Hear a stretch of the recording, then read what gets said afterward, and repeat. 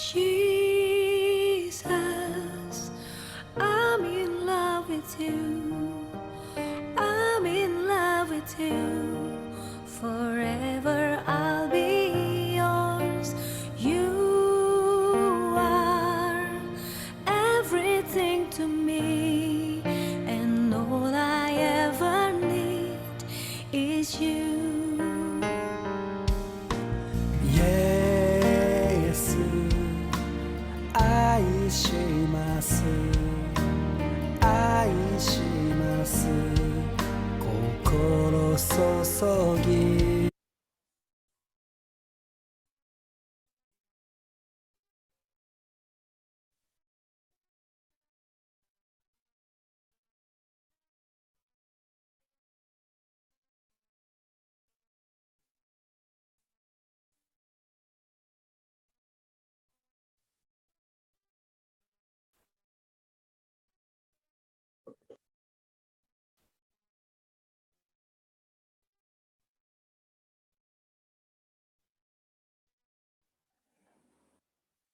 Peserta kelas My Spiritual Journey, Tante.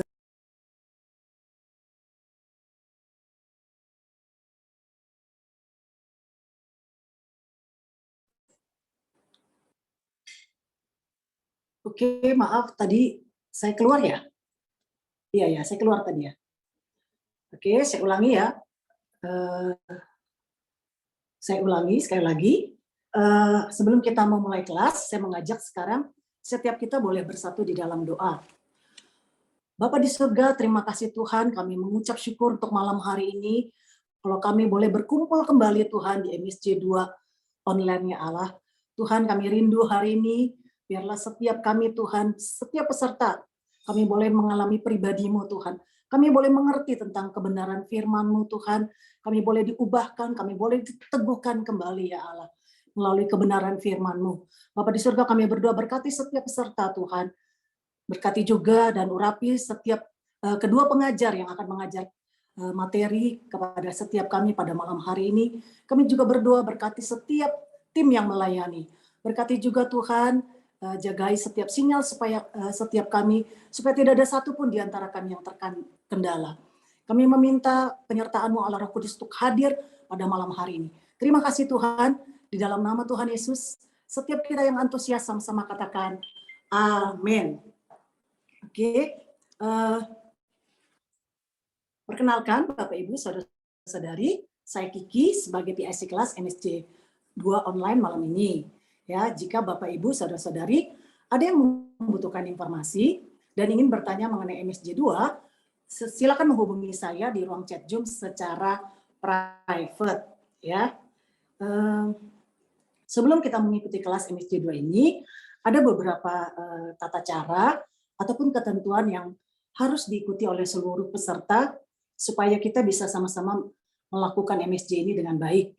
Yang pertama, selama kelas berlangsung, kami menghimbau agar video masing-masing peserta itu dihidupkan, ya, dengan postur tubuh nampak terlihat dari kepala hingga bahu. Bapak Ibu bisa lihat seperti posisi saya. Oleh karena itu, saya persilahkan setiap Bapak Ibu boleh memperhatikan kameranya masing-masing. Pastikan posisi Bapak Ibu sudah terlihat dari kepala hingga bahu. Oke, sudah? Ya. Nah, selanjutnya, setiap peserta diharapkan menggunakan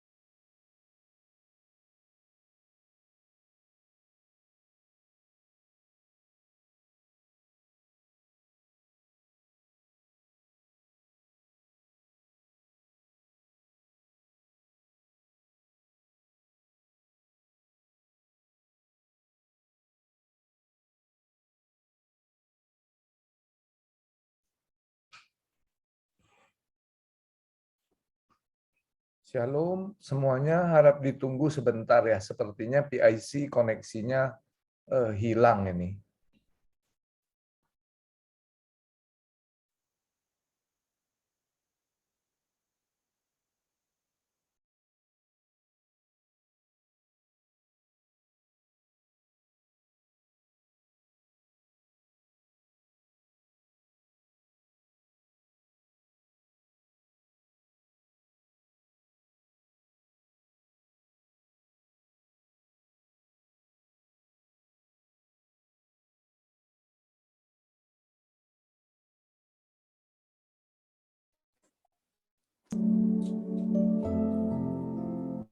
Saya sudah masuk lagi kok, Ko Dani.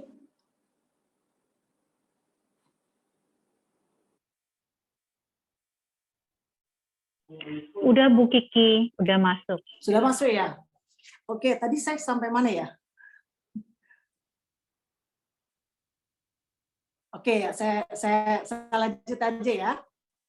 Oke, jadi ketika kita mengikuti kelas demi kelancaran, diharapkan tidak ada yang melakukan aktivitas lain ya, seperti makan, browsing internet, bermain game, ya, dan kemudian sambil menyetir kendaraan. Nah, apabila kami mendapati Bapak Ibu saudara-saudari sambil menyetir kendaraan, akan kita letakkan di waiting room. Oke, selanjutnya, ini saya sudah bisa, belum? Boleh di-chat ke saya, kasih tahu? Sudah Oke bagus, ya? Bu Oke. Kiki. Nah, selanjutnya, oke. Nah, jika misalnya ada keperluan mendesak, ya Bapak Ibu misalnya perlu ke toilet, ya Bapak Ibu boleh meninggalkan tempat selama 5 sampai dengan 10 menit, ya. Namun videonya tidak boleh dimatikan, ya. Dan sebelumnya Bapak Ibu saudara-saudari boleh menghubungi saya ataupun admin MSJ di ruang chat Zoom secara private, ya. Oke. Nah, selanjutnya hari ini ya kita Bapak Ibu saudara-saudari juga boleh mempersiapkan materi MSJ, kemudian alat tulis dan Alkitab ya, sehingga Bapak Ibu bisa lebih memahami materi. Dan kita anjurkan sebelum memulai kelas, Bapak Ibu boleh baca-baca terlebih dahulu. Nah, selanjutnya sebelum memulai pengajaran, saya mengajak setiap Bapak Ibu saudara-saudari untuk mengucapkan moto MSJ Regional Sumatera, saya harus berkualitas. Jadi saya akan berikan aba-aba 1, 2, 3 disertai gerakan tangan. Sama-sama kita akan mengucapkan saya harus berkualitas. Untuk itu, saya izinkan setiap Bapak Ibu untuk boleh meng-unmute mic-nya masing-masing. Silakan. Sudah? Sudah ya? Oke. Oke, dia semua di unmute. 1, 2, 3. Saya harus berkualitas. Oke, terima kasih. Silakan boleh di-mute kembali. Oke. Ya. Hari ini Bapak Ibu saudara-saudari, sebelum kita memulai kelas, ya, saya mengajak setiap kita untuk boleh sama-sama memuji Tuhan, ya, kita akan menyembah Tuhan. Mari siapkan hati kita ya supaya hari ini ya kita boleh mengalami Dia dan kita boleh mengerti bahwa hari ini kita rindu, kita boleh sama-sama seperti materi yang disampaikan nanti, kita boleh menjadi murid Kristus.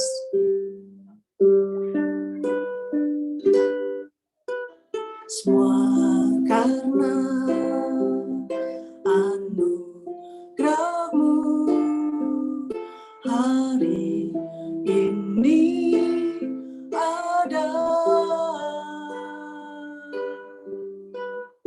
Bukan karena kuatku, namun karena Roh-Mu. Ku bawa hatiku, penyembahanku, ku semakin berkurang, Yesus makin bertambah. Mengikut Yesus, itulah kesukaan hatiku. Ku lepas semua hakku untuk mengenal kehendaknya di hidupku,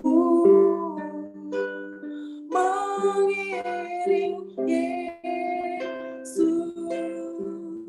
Itulah kekuatan hidupku.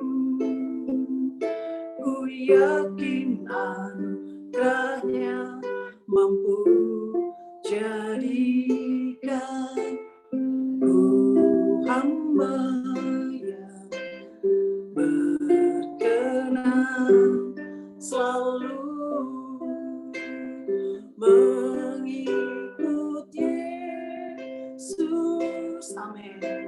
Itulah kesukaan hatiku. Ku lepas semua hakku untuk mengenal kehendaknya di hidupku. Sama-sama katakan, mengiring Yesus. Itulah kekuatan hidupku. Ku yakin anugerahnya mampu jadikan ku hamba yang berkenan, selalu. Oh Tuhan, kami mau mengikut-Mu, menjadi murid-Mu. Oh Yesus, mengiring-Mu.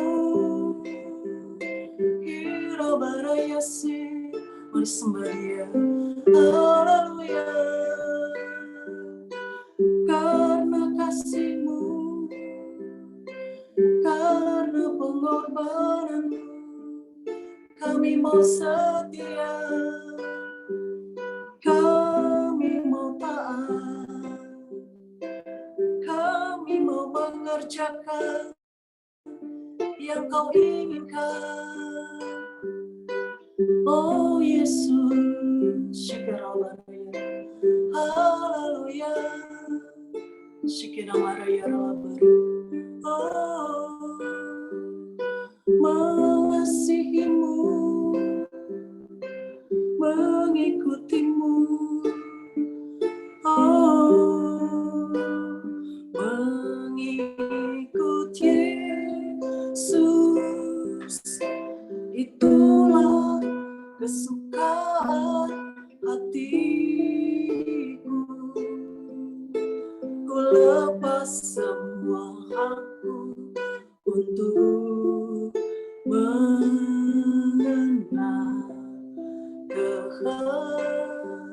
kehendaknya di hidupku, mengiring Yesus.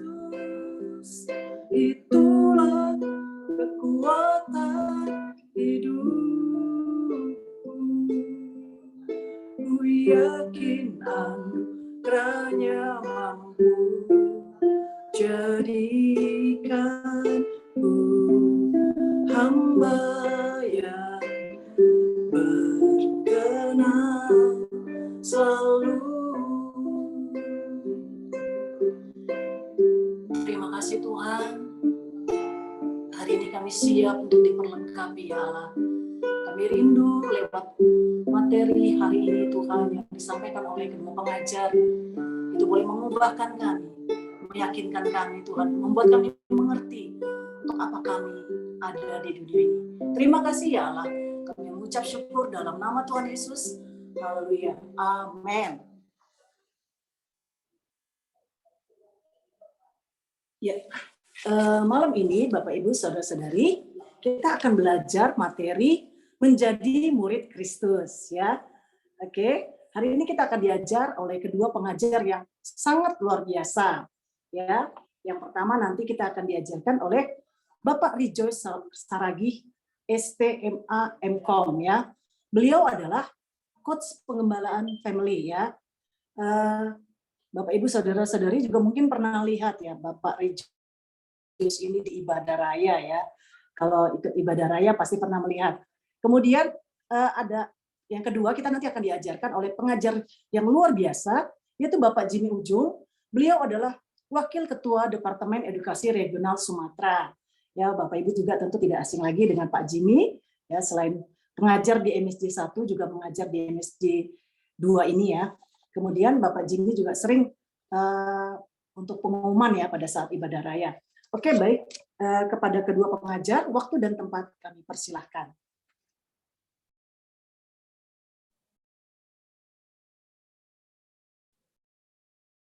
Shalom Bapak Ibu Saudara, apa kabar semua? Ya walaupun saya nggak dengar suaranya, tapi hati dan mata bisa berbicara ya. Terima kasih buat waktu yang diberikan oleh tim edukasi buat saya. Nama saya Rejoice Saragih, seperti sudah dikenalkan tadi oleh PIC. Saya juga bersyukur ya bisa ada bersama dengan Bapak Ibu Saudara saat ini. Percayalah bahwa waktu yang Bapak Ibu Saudara sediakan saat ini, ya tenaga juga, pulang kerja mungkin langsung siap-siap untuk mengikuti MSJ, itu semua tidak akan kembali dengan sia-sia Bapak Ibu Saudara ya. Tuhan akan menambah-nambahkan dalam kehidupan setiap kita yang ambil bagian di dalam pertumbuhan rohani kita, termasuk MSJ ini juga. Baik Bapak Ibu Saudara, tanpa berlambat-lambat lagi, kita langsung masuk ke materi kita, yaitu menjadi murid Kristus ya. Ini ada dua sesi. Sesi pertama saya akan membawakan, kemudian nanti Bapak Jimmy yang kedua. Ya, kalau kita berbicara menjadi murid Kristus, ini merupakan hal yang menarik Bapak Ibu Saudara. Sangat menarik ya. Kenapa saya katakan ini menarik? Kalau kita belajar dari kehidupan Tuhan Yesus, ya, kalau saya boleh menyimpulkan dua bagian dari kehidupan Tuhan Yesus itu, yang pertama, dia mengundang orang untuk mengikuti dia, seperti lagu kita tadi, mengikut Yesus ya, mengikut dia, diundang, tidak ada paksaan. Itu yang pertama. Bagian kedua, sebelum dia naik ke surga, dia memberikan perintah, pergi dan jadikanlah semua bangsa muridku. Jadi dua hal ini selalu ada di dalam kehidupan Tuhan Yesus kita. Nah, untuk itulah kita belajar bahwa poin ini sangat penting. Saya percaya kalau kita bisa menangkap di poin ini akan menjadi terobosan dalam kehidupan rohani kita ke depan. Nah, kalau kita melihat dalam firman Tuhan, ya ini sudah sering kita dengar, kita baca di Matius 28 ayat 19 sampai 20, saya bacakan saja. Kepada aku telah diberikan segala kuasa di surga dan di bumi, karena itu pergilah, jadikanlah semua bangsa muridku dan baptislah mereka dalam nama Bapa, Anak dan Roh Kudus, dan ajarlah mereka melakukan segala sesuatu yang telah kuperintahkan kepadamu.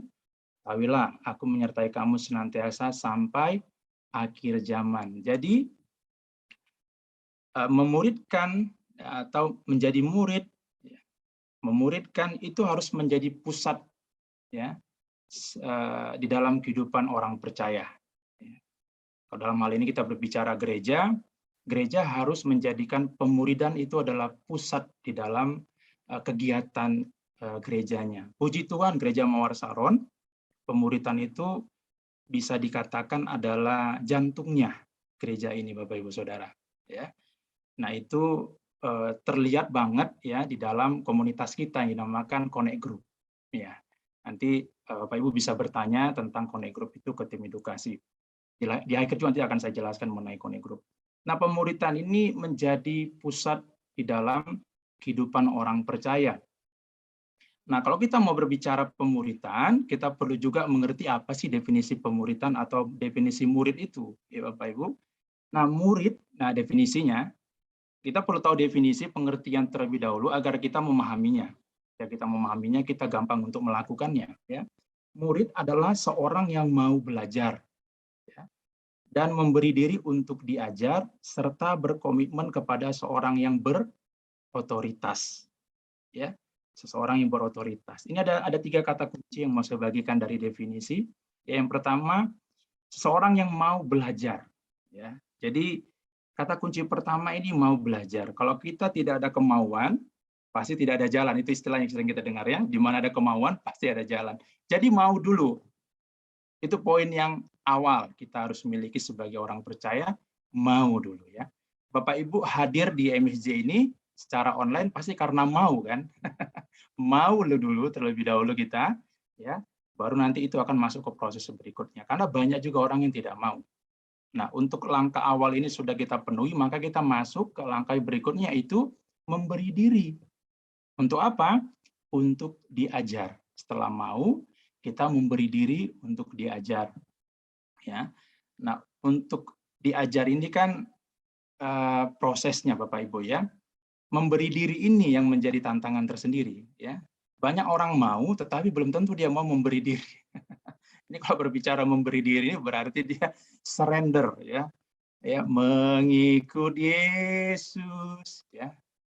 Itulah kesukaan hatiku, melepaskan hakku. Artinya apa itu? Melepaskan segala sesuatu yang kita percayai yang tidak selaras dengan firman Tuhan. Kita lepaskan itu semua. Baru kita enjoy di dalam pemuridan. Ya. Kalau tidak memberi diri, ini akan repot nanti Bapak Ibu. Jadi memberi diri sepenuhnya untuk mau diajar oleh orang yang berotoritas di atas kita. Kemudian kata kunci ketiga, berkomitmen. Nah ini dia. Seringkali orang lebih suka memulai, mengakhirinya jarang. Jarang orang mengakhirinya Bapak Ibu Saudara ya. Aku bersemangat di awal-awal, aku mau dimuridkan, hore ya. 3 bulan kemudian udah nggak ada lagi orang itu. Nggak ada lagi di gereja. Di CG juga udah nggak ada lagi. Di apa yang terjadi? Karena tidak berkomitmen. Nah, komitmen ini Bapak Ibu, ini tidak sama dengan perasaan ya. Bagi orang yang menikah pasti mengerti kata komitmen ya. Ya. Berkomitmen ini apapun yang terjadi dalam kehidupan kita, tantangan pasti ada, tetapi kita terus mau maju. Terus mau dimuridkan, terus mau diajar oleh orang yang berotoritas di atas kita yang Tuhan percayakan. Itu dia Bapak Ibu ya. Jadi kita kalau memahami ini, maka langkah selanjutnya akan lebih gampang ya. Seperti itu. Nah, kita akan melihat berikutnya. Sebenarnya tidak ada perbedaan antara orang percaya dan murid Kristus ya. Itu tidak ada perbedaannya ya. Karena menjadi murid itu pun awalnya harus menjadi percaya dulu. Nggak bisa loncat dia, nggak bisa di-skip. Mana mungkin orang yang belum kenal Tuhan langsung bilang, aku mau jadi murid Kristus, katanya. Itu nggak ada jalannya. Harus percaya dulu kepada Tuhan, menerima Tuhan Yesus. Ya, Tuhan juga banyak di luar sana ya. Tuhan Yesus harus jelas dia. Tuhan Yesus ya sebagai Tuhan dan Juru Selamat ya. Kemudian dibaptis, baru setelah itu masuk dalam proses pemuridan. Ya, jadi ini tidak berbeda, ini proses saja. Kenapa dia tidak berbeda? Yang pertama karena pemuridan bukanlah sebuah program ya. Jadi pemuridan itu bukan program gereja ya. Pemuridan itu bukan program yang dibuat gitu. Itu merupakan proses ya yang melahirkan akhirnya itu menjadi gaya hidup kita. Ya.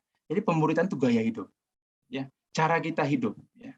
Perlahan-lahan cara kita hidup akan menuju kepada cara hidup budaya kerajaan Allah, begitu dia. Kalau kita masuk dalam konteks Alkitab ya, kerajaan Allah itu kan punya dengan nilai-nilainya ya. Kita akan memiliki gaya hidup itu, dan itu proses, tidak instan, tidak seperti membalikkan telapak tangan Bapak Ibu Saudara. Itu butuh waktu. Kemudian yang kedua, alasannya pemuridan tidak berlangsung hanya untuk jangka waktu tertentu, melainkan seumur hidup ya. Sudah jelas ya, ini tidak hanya pada saat kita mengenal Tuhan, setelah itu kita nggak dimurid lagi, tidak ya. Ini merupakan proses seumur hidup.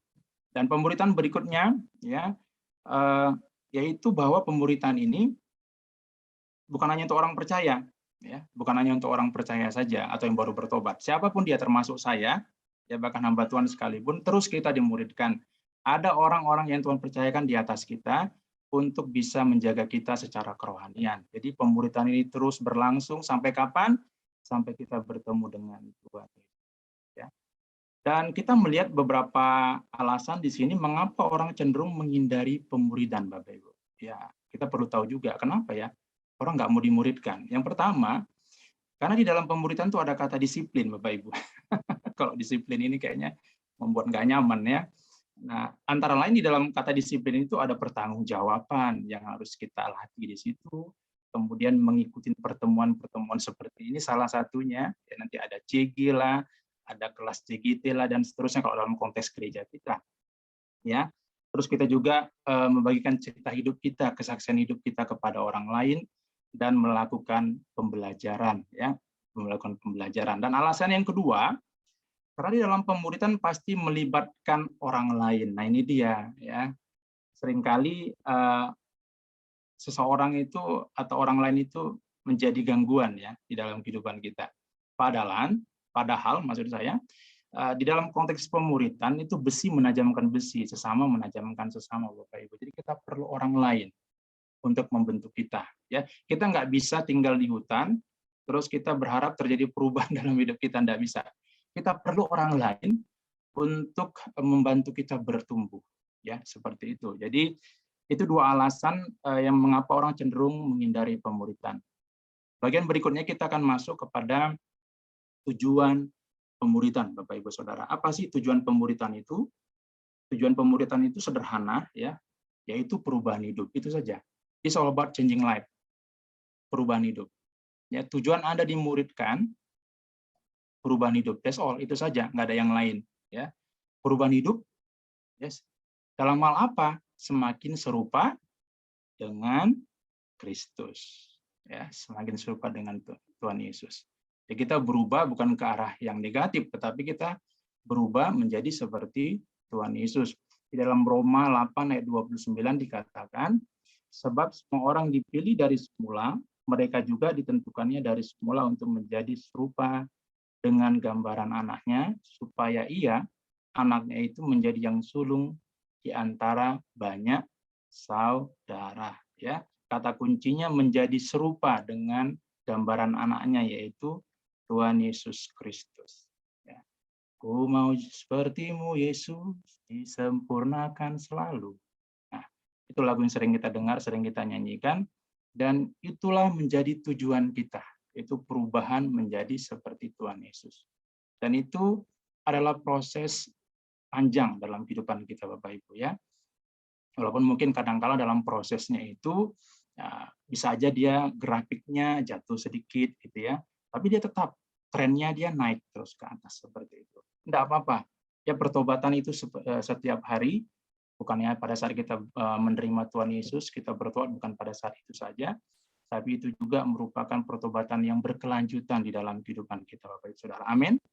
Dan ya Bapak Ibu Saudara, itu dia yang pertama tujuan dari pemuridan, yang menjadi serupa dengan Kristus. Nah yang kedua, menjadi saksi Kristus, Bapak Ibu Saudara. Ya, di dalam proses kita menjadi seperti Tuhan Yesus, kemudian level berikutnya, ya, di dalam waktu yang sama juga, kita menjadi saksi, ya, menjadi saksi Kristus di dalam kehidupan kita. Jadi, kenapa kita harus berubah? Karena tujuan dari perubahan tadi itu, ya, orang bisa melihat Tuhan Yesus. Tuhan Yesus itu kan nggak bisa dilihat secara kasat mata saat ini, ya. 2000 tahun lalu bisa dilihat, ya. Nah, saat ini Tuhan Yesus ada di surga bersama dengan Bapa. Nah, bagaimana Tuhan Yesus bisa terlihat ya di dalam hidup nyata ini ya melalui kehidupan kita. Ya, melalui kehidupan kita. Nah, orang akan bisa melihat, wah, ini ada nilai-nilai yang luar biasa dari diri seseorang ya, dari orang ini. Dia memiliki nilai-nilai yang berbeda dengan nilai-nilai dunia ya. Jadi menjadi saksi itu sangat penting dalam kehidupan orang percaya. Karena dengan demikian kita akan merepresentasikan siapa kita ya kepada dunia, bahwa kita ini adalah anak-anak Tuhan. Seperti itu Bapak Ibu Saudara. Jadi menjadi saksi ya itu penting di dalam pemuridan. Saya bacakan di Matius 4 ayat 19, Yesus berkata kepada mereka, "Mari ikutlah aku dan kamu akan kujadikan penjala manusia." Di sini jelas ya, ketika Tuhan memanggil muridnya dan tujuannya jelas ya, mengikut Tuhan Yesus, menjadi apa? Ya, tujuannya apa? Menjadi penjala manusia, artinya menjadi saksi Kristus. Bahasa sederhananya membawa jiwa kepada Tuhan Yesus, membawa jiwa ke dalam kerajaan Allah. Itu dia. Simpelnya seperti itu, ya. Nah, bagaimana mungkin kita bisa mengajak orang sementara kehidupan kita belum berubah? Makanya yang pertama itu harus menjadi serupa dengan Tuhan Yesus dulu, dalam karakternya, ya, di dalam semua hidup kita itu menjadi seperti Tuhan Yesus yang diperbarui hari demi hari. Nah, setelah itu dalam prosesnya, ya, kita juga menjadi saksi. Nah, dengan demikian orang akan sangat gampang untuk mengikut Yesus melalui kehidupan kita, begitu Bapak Ibu Saudara. Jadi itu tidak boleh dipisahkan, kedua komponen ini harus menjadi satu kesatuan yang utuh di dalam kehidupan orang percaya, yang menjadi seperti Kristus dan menjadi saksi Tuhan Yesus Kristus. Amin, saudaraku ya. Nah, berikutnya kita mau lihat area apa saja yang menjadi target perubahan hidup seiring dengan perjalanan kita menjadi murid Kristus. Nah, area apa saja ya di dalam kehidupan kita ini yang perlu mengalami perubahan. Ya. Ini kita akan melihat ada beberapa poin. Yang pertama hati, ya ini jelas ini ya. Firman Tuhan sangat jelas mengatakan di dalam Amsal 4 ayat 23, jagalah hatimu dengan segala kewaspadaan, karena dari situlah terpancar kehidupan. Ya, Bapak Ibu, hati. Ya. Jadi sebagai orang percaya, hati ini harus selalu kita jaga. Karena memang hati ini, ya, kalau dia sudah terganggu, itu akan merepresentasikan atau mencerminkan siapa kita. Jadi kalau kita sudah bisa berurusan dengan hati kita ini, dengan apa? Dengan memasukkan nilai-nilai tadi, nilai-nilai kerajaan Allah, nilai-nilai firman Tuhan ke dalam hati kita, nah itu akan mengubah, ya, itu akan mengubah kita. Kenapa perlu sekali hati ini, Bapak Ibu? Karena memang apa yang dilakukan oleh manusia itu tidak langsung terjadi begitu saja, Bapak Ibu. Ya, itu dimulai dari apa yang dia percayai. Ya. Apa yang kita lakukan itu merupakan hasil dari apa yang kita percayai. Ya, apa yang kita percaya itu merupakan hasil dari nilai-nilai yang kita yakini. Ya, nilai-nilai itu. Nah, itu kan prosesnya dimulai dari hati kita. Kemudian masuk ke dalam pikiran kita renungkan. Ya, apapun itu yang kita renungkan, kemudian itu menjadi tindakan di dalam kehidupan sehari-hari. Jadi penting bagi kita untuk selalu menjaga hati, itu maksudnya firman ini, jagalah hatimu dalam segala kewaspadaan, dengan segala kewaspadaan. Kata kewaspadaan di sini adalah seperti seorang tentara yang sedang berperang, Bapak Ibu. Bayangkan ya, tentara itu sedang berperang, bagaimana dia menjaga hidupnya? Pasti dengan sangat hati-hati. Demikianlah kita menjaga hati kita. Bagaimana hati kita ini supaya tidak tawar? Bagaimana hati kita ini supaya tidak mengalami hal-hal yang tidak baik, ya? Sehingga nanti itu bisa mengotori, mengkontaminasi hati kita. Akhirnya tindakan-tindakan yang tidak sesuai dengan firman Tuhan yang keluar dalam kehidupan kita. Jadi perubahan hati ini penting sekali kita lakukan. Nah, perubahan hati ini harus kita ubah melalui cara kita berpikir, nilai-nilai yang kita miliki. Puji Tuhan, di gereja kita ini nilai-nilainya luar biasa sekali, Bapak Ibu ya. Nah, nilai-nilai yang diberikan oleh gereja itu bisa kita renungkan siang dan malam, dan juga kita kembangkan di dalam komunitas kita. Karena nilai-nilai itu tidak bisa kita praktekkan hanya pada diri kita sendiri saja. Kita perlu komunitas untuk mempraktekkan. Loh, Bapak ini kok bicara komunitas lagi? Memang pemuritan terjadi di situ, Bapak Ibu ya. Nah, pemuritan ini yang terjadi dalam komunitas kita yang namanya JG di gereja kita, Connect Group. Nah, ini akan membantu kita untuk membentuk hati kita, Bapak Ibu. Itu dia yang pertama, area yang perlu diubah yaitu hati. Kemudian karakter, ya. Karakter adalah hasil dari pengulangan keputusan yang kita buat setiap hari. Seperti yang saya katakan tadi, bahwa dimulai dari apa yang dipercaya tadi, ya. Kalau kita tarik ke belakang nilai-nilainya, kemudian apa yang dia percayai, baru terjadi tindakan atau perilakunya. Ya. Karakter juga demikian. Jadi keputusan-keputusan kita buat setiap hari itu akan menjadi karakter kita. Nah, karakter itu terbentuk nggak langsung secara otomatis, itu ada akarnya, yaitu nilai-nilai yang kita percayai juga, Bapak Ibu Saudara. Firman Tuhan katakan bahwa di sini Matius 5 ayat 17 sampai 48, yang ayat 48 katakan, karena itu haruslah kamu sempurna sama seperti Bapa di surga adalah sempurna. Nah, Bapa kita itu sempurna. Kita ini nggak sempurna. Nggak nyambung ya. Puji Tuhan ada Tuhan Yesus, Bapak Ibu Saudara. Kalau nggak ada Tuhan Yesus nggak bisa kita memang. Ya, kita ini memang nggak sempurna. Kita disempurnakan. Artinya ada yang melakukan buat kita. Kita ini nggak kudus, tapi kita dikuduskan. Artinya ada yang melakukan buat kita, yaitu Yesus. Nah, jadi kembali kepada it's all about Jesus memang kalau kita berbicara pemberitaan. Kembali kepada Tuhan Yesus memang ya. Jadi karakter kita itu perlu diubah ya. Itu berkaitan dengan hati tadi. Ketika hati kita diubah, pasti karakter kita pun akan berubah. Perilaku kita juga akan berubah. Seperti itu Bapak Ibu Saudara ya. Kenapa karakter kita harus diubah? Kan sudah dijelaskan ayat 48 bahwa Bapa kita adalah Bapa yang sempurna. Kita pun juga harus sempurna melalui, itu kabar baiknya, Tuhan Yesus Kristus ya, yang kita dibantu oleh Roh Kudus Bapak Ibu Saudara. Oke, area berikut yang perlu diubah dalam kehidupan kita yaitu area hubungan.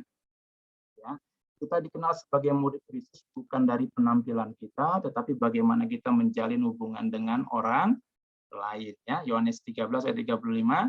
Dengan demikian semua orang akan tahu bahwa kamu adalah muridku, yaitu jikalau kamu saling mengasihi. Ya, hubungan ini penting di mata Tuhan. Kenapa? Kalau kita kembali ke perjanjian lama, di Kejadian pasal 3 silakan dibaca, itu kejadian di mana dosa hadir di Taman Eden.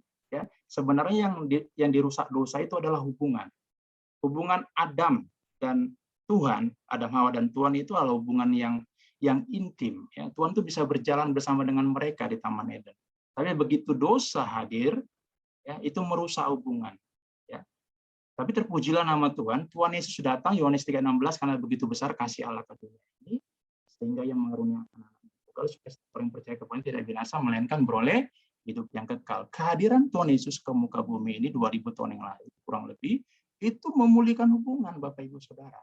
Mengembalikan hubungan kita yang sejak semula itu baik adanya. Jadi di konteks yang kita bahas mengenai area yang perubahan ini, area yang perlu diubah dalam kehidupan kita, hubungan ini sangat penting ya. Nah, firman Tuhan katakan bahwa kalau kita saling mengasihi ya, orang akan tahu bahwa kita adalah murid Kristus. Ini luar biasa sekali. Ya. Bagaimana orang bisa mengetahui kita murid Kristus kalau kita bisa mengasihi sesama kita? Kalau kita memiliki hubungan yang baik dengan sesama kita.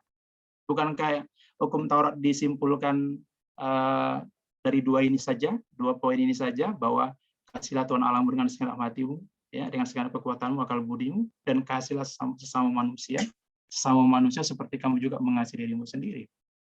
Itu berbicara hubungan. Jadi ini hubungan perlu diubah di dalam area kehidupan kita. Bagaimana kita berhubungan dengan orang lain, ya. Hubungan itu dimulai dari mana? Dari keluarga kita.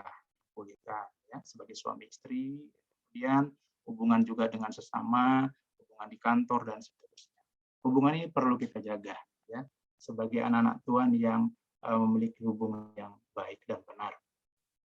Area yang keempat, Bapak Ibu, yang perlu diubah yaitu pelayanan. Ya, Yesus datang ke dunia bukan untuk dilayani, melainkan untuk melayani. Ya, demikian juga kita, Bapak Ibu Saudara.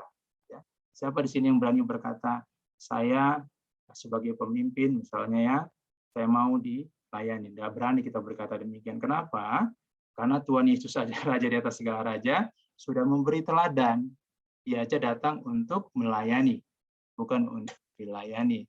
Jadi di dalam konteks kita sebagai anak Tuhan di saat ini, di zaman kita ini, pelayanan itu penting. Ya, kita perlu mengembangkan pelayanan di dalam kehidupan kita, melayani sesama, melayani Tuhan, melayani dalam gereja, melayani dalam komunitas, Bapak Ibu Saudara ya.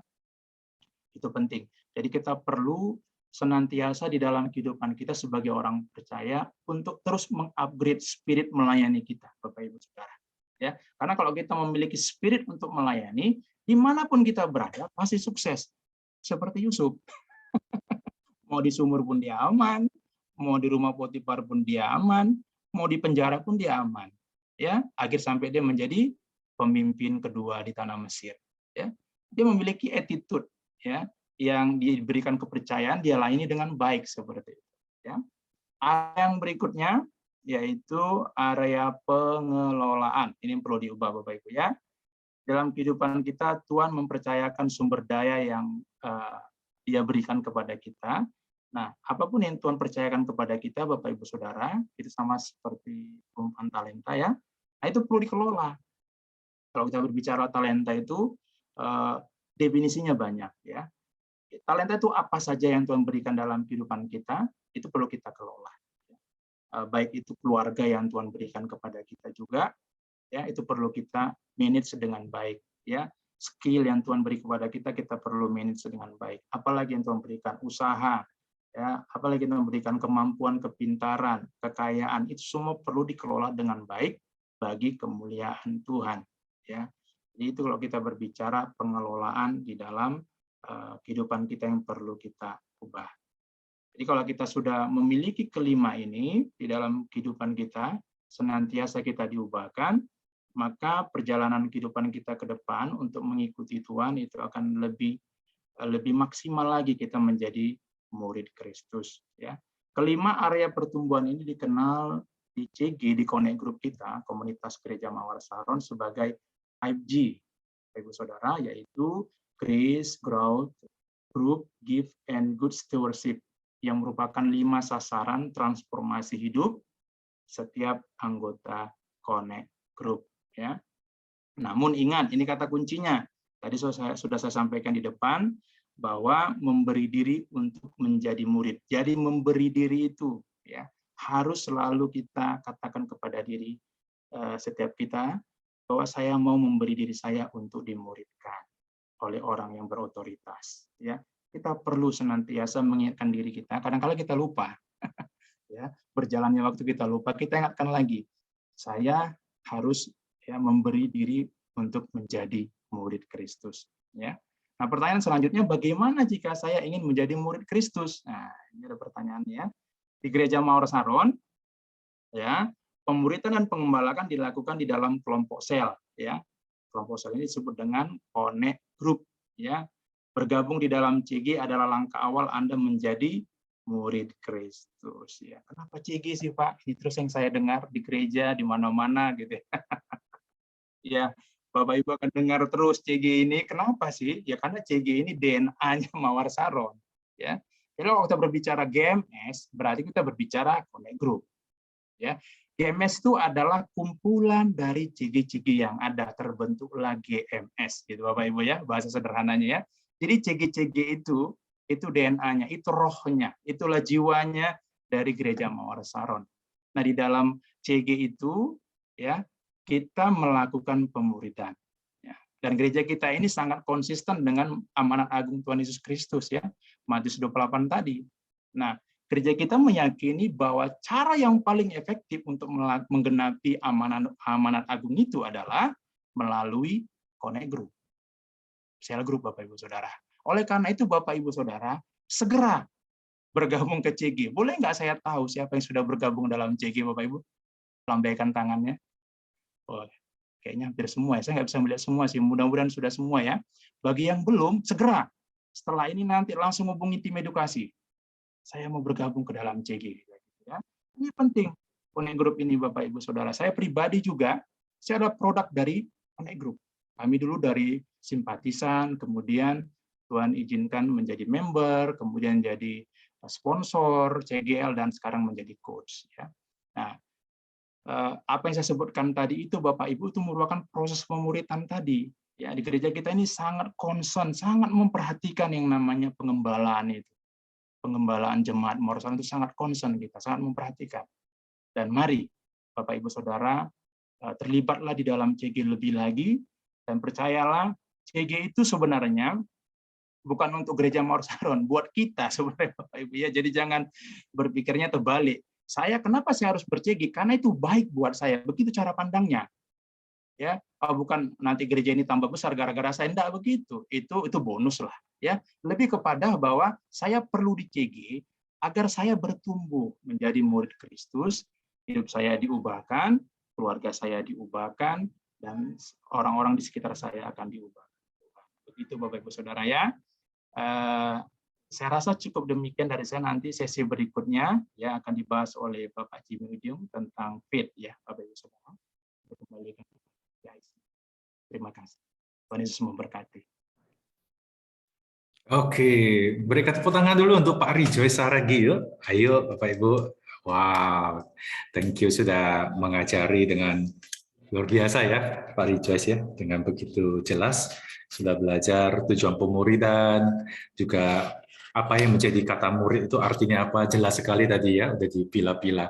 Yang bisa memahami semuanya tadi, angkat tangan Bapak Ibu. Ada?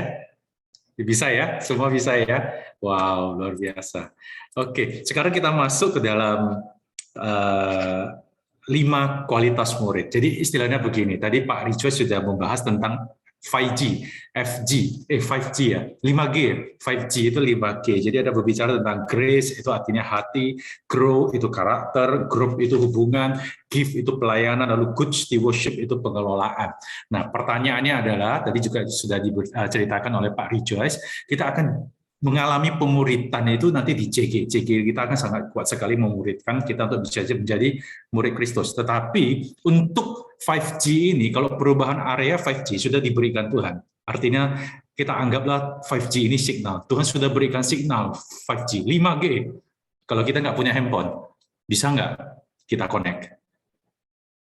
Nggak bisa ya, berarti udah ada signal 5G, kita perlu handphone, kita perlu mencari signal untuk bisa connect ke handphone kita. Nah inilah yang kita bahas di sesi yang kedua ini, setelah dari Pak Rejoice tadi. Kalau kita ingin mengalami perubahan di 5G ini, di 5G di CG, kita nggak bisa pasrah, kita nggak bisa duduk diam, kita nggak bisa hanya, Tuhan, ya udah ubahkan saya, yang nggak bisa. Kita harus ngejar itu. Kita harus menyambut perubahan yang sudah disediakan Tuhan di dalam Kristus. Kita harus nyambut dengan kualitas yang ada di dalam diri kita. Kualitas apa saja yang harus kita kembangkan untuk bisa menerima perubahan hidup yang 5G itu. Kita akan bahas satu persatu. Tadi Pak Rejoice juga sudah kasih clue-nya ya. Petunjuknya adalah faith, F-A-I-T-H. Atau iman dalam bahasa Indonesia. F-A-I-T-H itu kita bagi satu persatu, 5 kualitas. Jadi kalau Bapak Ibu lupa nanti di CG, saya harus bersikap seperti apa? Ingat saja faith ini. F-A-I-T-H, 5 kata lagi ya. Siap-siap Bapak Ibu ya, tadi sudah terima 5, sekarang Bapak Ibu terima 5 lagi. Oke ya, siap ya? Oke, yang pertama kita bahas dari faith, kata faith itu ya berarti yang pertama F. Apa yang dimaksud dengan F-nya? Itu adalah faithful atau setia. Tadi Pak Rejoice juga sudah membahas tentang talenta, bagaimana kita good stewardship dalam mengelola talenta. Dan di Matius 25 ayat 21 sampai 23 itu ditulis, maka kata Tuannya itu kepadanya, baik sekali perbuatanmu itu, hai hambaku yang baik dan setia. Engkau telah setia dalam perkara kecil, aku akan memberikan kepadamu tanggung jawab dalam perkara yang besar. Masuklah dan turutlah dalam kebahagiaan Tuanmu. Lalu datanglah hamba yang menerima 2 talenta itu, katanya, Tuan, 2 talenta Tuan percayakan kepadaku, lihat aku telah beroleh laba 2 talenta. Maka kata tuannya itu kepadanya, baik sekali perbuatanmu itu, hai hambaku yang baik dan setia. Engkau telah setia memikul tanggung jawab dalam perkara yang kecil, aku akan memberikan kepadamu tanggung jawab dalam perkara yang besar. Masuklah dan turutlah dalam kebahagiaan Tuanmu. Dari ayat tersebut kita bisa melihat kata yang diulang 2 kali, baik dan setia. Artinya, menjadi murid Kristus itu haruslah mempunyai karakter yang setia dan bertanggung jawab. Ini prinsip kerajaan Allah yang ada di dalam Matius 25, di dalam talenta tersebut, bagaimana kita mengelola talenta. Prinsip kerajaan Allah, bagaimana kita bisa masuk dalam kerajaan Allah di dalam dunia ini, yaitu mempunyai kesetiaan dan bertanggung jawab. Pasti ya Bapak Ibu ya, kalau orangnya setia dan bisa bertanggung jawab, pasti orangnya mau dimuridkan. Tidak mungkin orang yang nggak mau karena dia setia. Nah, area apa saja kesetiaan yang perlu kita miliki? Ini contoh-contohnya, Bapak Ibu bisa baca di buku juga. Kita bahas secara singkat ya, biar kita lebih memahami di hari ini. Oke, yang pertama adalah setia dalam melayani. Kalau kita ada kesetiaan, kita harus setia di dalam melayani. Contoh-contohnya adalah rela melayani dalam area paling kecil. Semua dari kita belajar melayani dari bawah. Tidak ada langsung nyolok ke atas. Orang mau mendaftar audisi, mau jadi WL misalnya, tetapi akhirnya waktu masuk di PAW disuruh gulung kabel. Akhirnya kita dengan hati yang panas, gak mau lagi datang lagi. Jangan seperti itu. Murid Kristus itu mempunyai kesetiaan. Walaupun mau jadi WL, disuruh gulung kabel dulu, disuruh set sound dulu, nggak apa-apa. Kita sedang menapak, kita sedang menuju ke dalam WL itu. Tadi kata Pak Rijo juga belajar dari Yusuf. Kita juga belajar dari Yusuf di minggu lalu ya, Bapak Ibu ya. Memimpin diri sendiri ya, tentang Yusuf semuanya. Bagaimana Yusuf juga dibuang di sumur, mau dibunuh. Dia mempunyai rasa aman, tidak apa-apa. Sebelum saya jadi mangku bumi Mesir, saya belajar dari bawah. Sebelum saya jadi WL, saya gulung kabel nggak apa-apa. Kenapa Bapak Ibu? Karena pada saat kita di atas, kita jadi WL misalnya, lalu kita melihat sound-nya nggak baik, kita tahu bagaimana kita bisa men-set ulang, karena kita sudah dari bawah.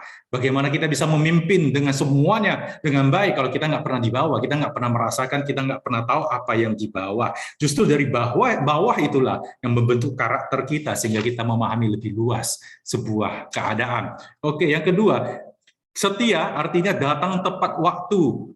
Kita menghargai waktu yang Tuhan berikan kepada kita, dan juga kita menghargai teman-teman pelayanan kita yang sudah memberikan waktu buat kita. Jadi bukan hanya menghargai Tuhan, kita hargai teman-teman kita juga. Ini budaya yang harus kita buat. Jangan sampai kita datang, apalagi sebagai pemimpin ya Bapak Ibu ya, kalau ada CGL di tempat ini, datangnya terlambat terus. Lama-lama anak CG-nya juga datang terlambat, karena mengikuti budaya. Karena nggak ada kesetiaan di waktu, bagaimana orang-orang bisa meniru, bagaimana orang bisa melihat teladan. Oke, selanjutnya memberi report ketika diberi tugas pelayanan. Ini kita berbicara untuk evaluasi ke dalam pelayanan yang lebih baik ke depannya. Ini termasuk ke dalam tanggung jawab. Kita diberi pelayanan, jangan diam-diam saja. Kita harus masuk, kita harus berikan evaluasi, kita harus berikan report. Pak, sudah saya lakukan dan hasilnya seperti ini dan seperti itu. Jadi jika terjadi sesuatu, semuanya sudah tahu dan bisa mengatasi dengan baik. Yang kedua adalah setia dalam hal keuangan. Contohnya, mengembalikan perpuluhan dan mengatur keuangan dengan baik. Ada kata mengembalikan ke perpuluhan, bukan memberikan perpuluhan. Kita kembalikan perpuluhan, itu adalah korban syukur kita karena Tuhan memberkati kita. Sehingga kita hanya mengembalikan persepuluhan yang dari Tuhan. Ini untuk memastikan bahwasanya hati kita ini masih di Tuhan atau di berkat, atau di uang ya, bahasa awamnya sekarang. Kita lebih lihat uangnya atau Tuhan yang memberi berkatnya gitu. Uang itu bonus terkecil dari Tuhan. Itu kan ciptaan manusia untuk kita bisa melakukan transaksi jual beli. Tapi Tuhan itu mengatur cash flow kita. Kita mengembalikan, artinya hati saya masih melihat kepada pemberi berkat. Itu korban syukur. Dan yang kedua, memiliki gaya hidup memberi kepada yang membutuhkan. Kasih Allah mengalir dalam hidup kita kalau kita menjadi murid Kristus. Kalau kasih Allah mengalir, berarti kita juga akan mengalirkan. Kita menggunakan keuangan kita untuk bisa menolong atau untuk bisa menunjukkan kasih Tuhan. Kita tidak menjadi hamba mamon. Di Lukas 19 ayat 9 ini bagus sekali ya, dikatakan seperti ini. Dan aku berkata kepadamu, ikatlah persahabatan dengan mempergunakan mamon yang tidak jujur, supaya jika mamon itu tidak dapat menolong lagi, kamu diterima di dalam kemah abadi. Yesus berkata, ikatlah persahabatan dengan mempergunakan mamon. Mempergunakan mamon. Bukan jadi mamonnya ya Bapak Ibu ya. Mempergunakan mamon. Artinya kita gunakan mamon itu dari yang sesuatu yang fana, yang tidak bisa menyelamatkan kita. Tapi kita bisa menggunakan itu untuk mengikat persahabatan. Mengikat di dalam berbagai hubungan, sehingga orang-orang juga mengenali Tuhan Yesus melalui itu. Jangan jadi mamonnya, tetapi menggunakan mamonnya. Oke, selanjutnya, setia dalam mengerjakan visi Tuhan di gereja lokal. Contohnya adalah sisihkan visi pribadimu dan adopsi visi Tuhan atas gerejamu yang ditaruh melalui gembalamu. Sisihkan visi pribadi, artinya visi gereja juga bisa masuk ke dalam visi pribadi. Dulu saya membangun satu usaha, di mana usaha itu saya ditanya, visinya apa Pak? Nggak tahu, saya bilang. Saya hanya membangun, saya nggak tahu mau bawa kemana. Pada saat itu, di zaman-zaman itu, Pastor Moro sedang membangun, sedang ada di Medan bersama dengan kita, Gereja Mawasaron. Lalu Pastor Moro mencanangkan sebuah visi di Gereja Mawasaron, yaitu Sumatera for Jesus. Kalau orang-orang yang dulu pernah datang, masih ingat mungkin ya. Sumatera for Jesus, pada saat itu GMS hanya ada di Medan. belum ada di kota-kota lain di Sumatera. Makanya Sumatera for Jesus. Lalu saya ditanya, visi perusahaan Bapak apa? Wah, dengan bangganya saya berkata, Sumatera for Jesus. Dan pada saat itu, saya mengadopsi visi itu. Ini kan visi pribadi saya, kan saya masukkan di antara gereja. Ini kalau ketua edukasi kita suka ngomong begini, bagaimana Anda tahu cabai itu pedas kalau nggak pernah makan cabai? Nah, ini sama ya. Bagaimana kita bisa tahu visi itu dari Tuhan kalau Anda nggak pernah masuk ke dalam visi itu? Nah, ini kita masukkan ke dalam visi. Dan setelah saya mengadopsi visi itu, ada salah satu perusahaan yang saya supply barang, tiba-tiba dia berkata seperti ini, saya ingin kamu juga supply melalui pengangkutan ke Lampung, ke Pekanbaru, ke Jambi, ke Palembang, dan saya berkesempatan mendapatkan akses ke sana ya. Kita supply ke satu Sumatera. Lalu nggak berapa lama kita lihat, GMS ada di sana loh, Bapak Ibu loh. Di Lampung, di Jambi, di Pekanbaru, di kota-kota besar tersebut. Jadi visi itu bisa disatukan. Kalau kita nggak tahu visi kemana, gereja berdoa buat visi, dan kita bisa masuk ke dalam visi itu bersama-sama. Dan kita doakan Aceh ya Bapak Ibu ya. Aceh saya juga supply, dan hari ini kita nunggu GMS Aceh terbangun di sana. Berikan tepuk tangan untuk Tuhan Bapak Ibu. Ayo, oke, sip. Lalu yang kedua adalah jangan punya agenda pribadi dalam pelayanan. Kalau kita setia mengerjakan visi Tuhan, jangan punya agenda pribadi dalam pelayanan. Semua yang kita lakukan untuk kemuliaan Tuhan. Cek motivasi hati kita. Apakah kita punya kepentingan pribadi? Apakah kita hanya ingin dilihat orang? Atau mungkin ada bisnis atau usaha yang menutupi pelayanan itu hanya kedok? Cek hati kita ya. Semua untuk kemuliaan Tuhan. Dan yang ketiga, dan contoh selanjutnya, jangan melayani untuk dilihat orang lain. Yes, kita melayani untuk dilihat orang, dilihat Tuhan, Bapak Ibu. Dilihat orang lain kita akan kecewa. Manusia itu mengecewakan, tapi Tuhan tidak akan mengecewakan kita. Tuhan itu setia dan adil. Kalau kita melayani dengan baik, dengan semampu kita, walaupun kadang kita ada kesalahan, walaupun kadang kita merasa tidak puas, tapi saat kita melayani dengan segenap hati, sukacita Tuhan selalu ada di dalam hati kita. Tuhan yang melihat kita. Oke, sekarang kita masuk ke karakter yang kedua ya, kualitas fit yang kedua. Tadi sudah fit, sekarang available. Oke, available. Bagaimana kita bisa menjadi murid Kristus yang baik? Kita punya kesetiaan tapi nggak punya waktu misalnya. Bisa nggak kita jadi murid Kristus? Kita nggak ada waktu untuk dimuridkan. Hanya setia saja tapi nggak mau dimuridkan. Asal mau dimuridkan, sibuk. Alasannya sibuk. Jadi murid iya, tetapi bertumbuh tidak. Anda mau jadi murid Kristus yang excellent, selain setia, sediakan waktu untuk dimuridkan dan bertumbuh. Sediakan waktu mau dimuridkan secara grup di CG maupun secara personal dengan pemimpin di atas Anda. Termasuk hari ini kita juga sedang masuk ke dalam pemuritan. Betul ya? Di MSJ2 ini kan pemuritan sebenarnya. Kita juga menjadi murid, kita menyediakan waktu di tempat ini. Yesaya 1 ayat 19 berkata, jika kamu menurut dan mau mendengar, maka kamu akan memakan hasil baik dari negeri itu. Di dalam King James Version, tulisnya seperti ini. If you are willing and obedient, you shall eat the good of the land. If you are willing, kuncinya adalah willingness, kesediaan. Anda bersedia tahu nggak? Di dalam buku ada satu quotes yang keren juga ya, saya baca. Kuncinya kesediaan. Oke, ada satu quotes saya bacakan untuk Anda dalam bahasa Inggris juga. Ini melatih bahasa Inggris ini. Kalau Pak Rijos jago bahasa Inggris. Pak Rijos tidak diragukan ya, karena tamatannya juga dari luar negeri ya. Oke, saya baca dengan semampu saya. Jangan diketawain Bapak Ibu ya. Oke, quotes-nya seperti ini. If your heart is willing, you will find 1,000 ways. If your heart is unwilling, you find 1,000 excuses. Jika hatimu bersedia, maka untuk mencapai tujuan pasti ada 1.000 cara kita temukan. Jika kita bersedia di hati, kita bisa temukan 1.000 cara untuk mencapai sesuatu. Tetapi jika hati kita tidak bersedia, tidak ada kesediaan, kita akan menemukan 1.000 alasan untuk tidak melakukan. Jadi kuncinya adalah willingness itu. Untuk sesuatu yang Anda anggap berharga dan Anda cintai, Anda akan selalu sediakan waktu. Saat jatuh cinta, ini sudah menikah ya, rata-rata ya, tapi waktu kita ingat kembali waktu pacaran, waktu pacar kita masih cantik dan ganteng-gantengnya. Berarti sekarang enggak. Oh enggak, sekarang makin cantik, makin ganteng, karena di dalam Tuhan bersama-sama ya. Kita ingat kembali masa muda kita, apalagi laki-laki ini. Kalau mau ketemu pacar, hujan pun dilewati. Kalau mau ketemu pacar, samudera, benua, apapun itu lautan kita arungi demi bertemu dengan pacar. Ada waktu. Tapi kalau sudah menikah, bangun pagi, bantu masak saja tidak mau. Ada yang seperti itu, Bapak Ibu?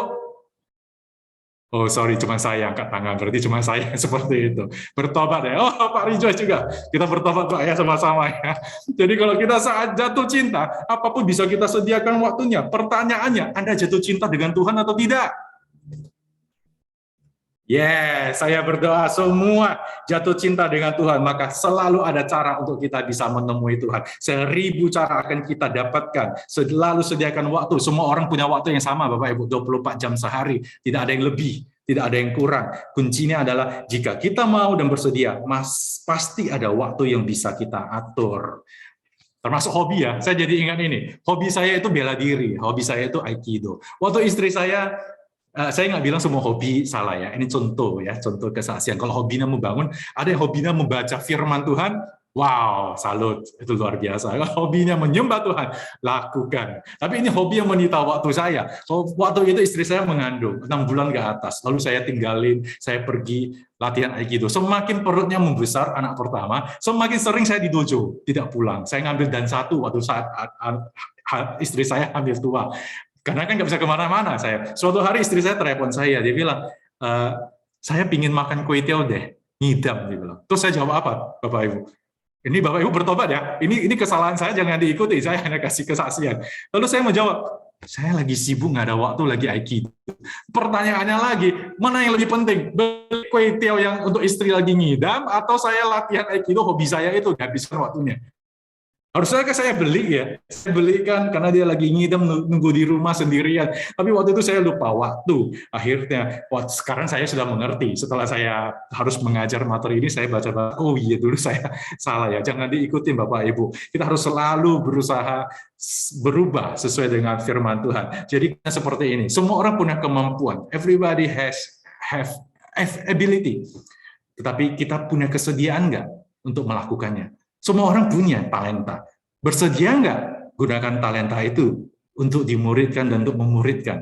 Nah, ini yang kita cek ke hati. Oke, yang ketiga adalah FAI. Sekarang I-nya apa? Involve atau berkomitmen. Banyak yang punya waktu, banyak orang punya waktu, banyak orang punya kesetiaan, tetapi nggak punya komitmen, nggak bisa juga jadi murid. Ini berkesinambungan. Orang yang tidak berkomitmen, tadi di definisi murid, Pak Rijo sudah jelasin, berkomitmen untuk menjadi seorang murid. Inilah salah satu kualitas hidupnya. Komitmen di sini berbicara tentang kemalasan. Banyak orang tidak mau berkomitmen karena malas. Tetapi kalau murid Kristus, dia akan selalu mengejar kesempurnaan. Tadi kata Pak Rejoice, kesempurnaan, mengejar Yesus. Berarti kita tidak boleh malas. Murid Kristus itu harus rajin. Apakah orang yang dikuasai kemalasan bisa melayani? Bisa? Ada yang bilang bisa, ada yang bilang enggak. Yang bilang bisa, boleh angkat tangannya? Nggak ada ya? Bisa sih kalau mau melayani. Kenapa nggak bisa? Orang malas bisa melayani, bisa. Cuman orang nunggunya sebel lihat dia. Nggak datang-datang, orangnya tepat waktu. Mau jalan nggak bisa. Dia seperti kapal selam. Kadang naik ke permukaan, kadang hilang, kadang naik, kadang turun. Nah, bagaimana bisa mengalami pertumbuhan? Akhirnya orang yang tidak berkomitmen di dalam pelayanan malah meresikokan orang-orang lain yang mau melayani, tidak bertumbuh bersama-sama ya. Jadi kita harus belajar ini. Jadi murid Kristus yang sejati itu harus rajin. Komitmen apa yang perlu dibangun? Kerajinan apa? Yang pertama adalah contohnya komitmen pada pertumbuhan pribadi. Yo pasti. Kalau orang yang mau berkomitmen pada pertumbuhan pribadi, mau bertumbuh, maka saat teduh tidak perlu diingatkan. Anda masih diingatkan untuk saat teduh, Bapak Ibu? Anda mau bertumbuh, tapi saat itu ditelepon dulu pemimpinnya, Cigila telepon dulu nih, atau coachnya. Pak, Bu, ingat ya, untuk saat teduh. Itu namanya bukan berkomitmen. Kalau berkomitmen, artinya kita tahu ini untuk kepentingan kita, ini untuk kita sendiri, maka kita akan sadar dan kita akan lakukan itu. Yang kedua, contohnya adalah komitmen pada gereja lokal. Kalau kita di gereja lokal, kita mendengarkan suara gembala di lokal tersebut. Kita tahu pergerakannya, kita rajin ke ibadah, kita terlibat di dalam pengembalaan di CG, dan kita tahu visi misi gereja, karena kita akan bergerak bersama-sama di gereja lokal. Visi misi gereja lokal kita apa, Bapak Ibu? Lokal Medan 2030 50 gereja ya. Kita jalan bersama-sama. Jangan ketinggalan pergerakan Tuhan. Kita harus masuk bersama-sama di sana. Oke, yang ketiga, komitmen pada pelayanan yang benar. Ya, kalau pelayanan yang benar bukan tergantung mood.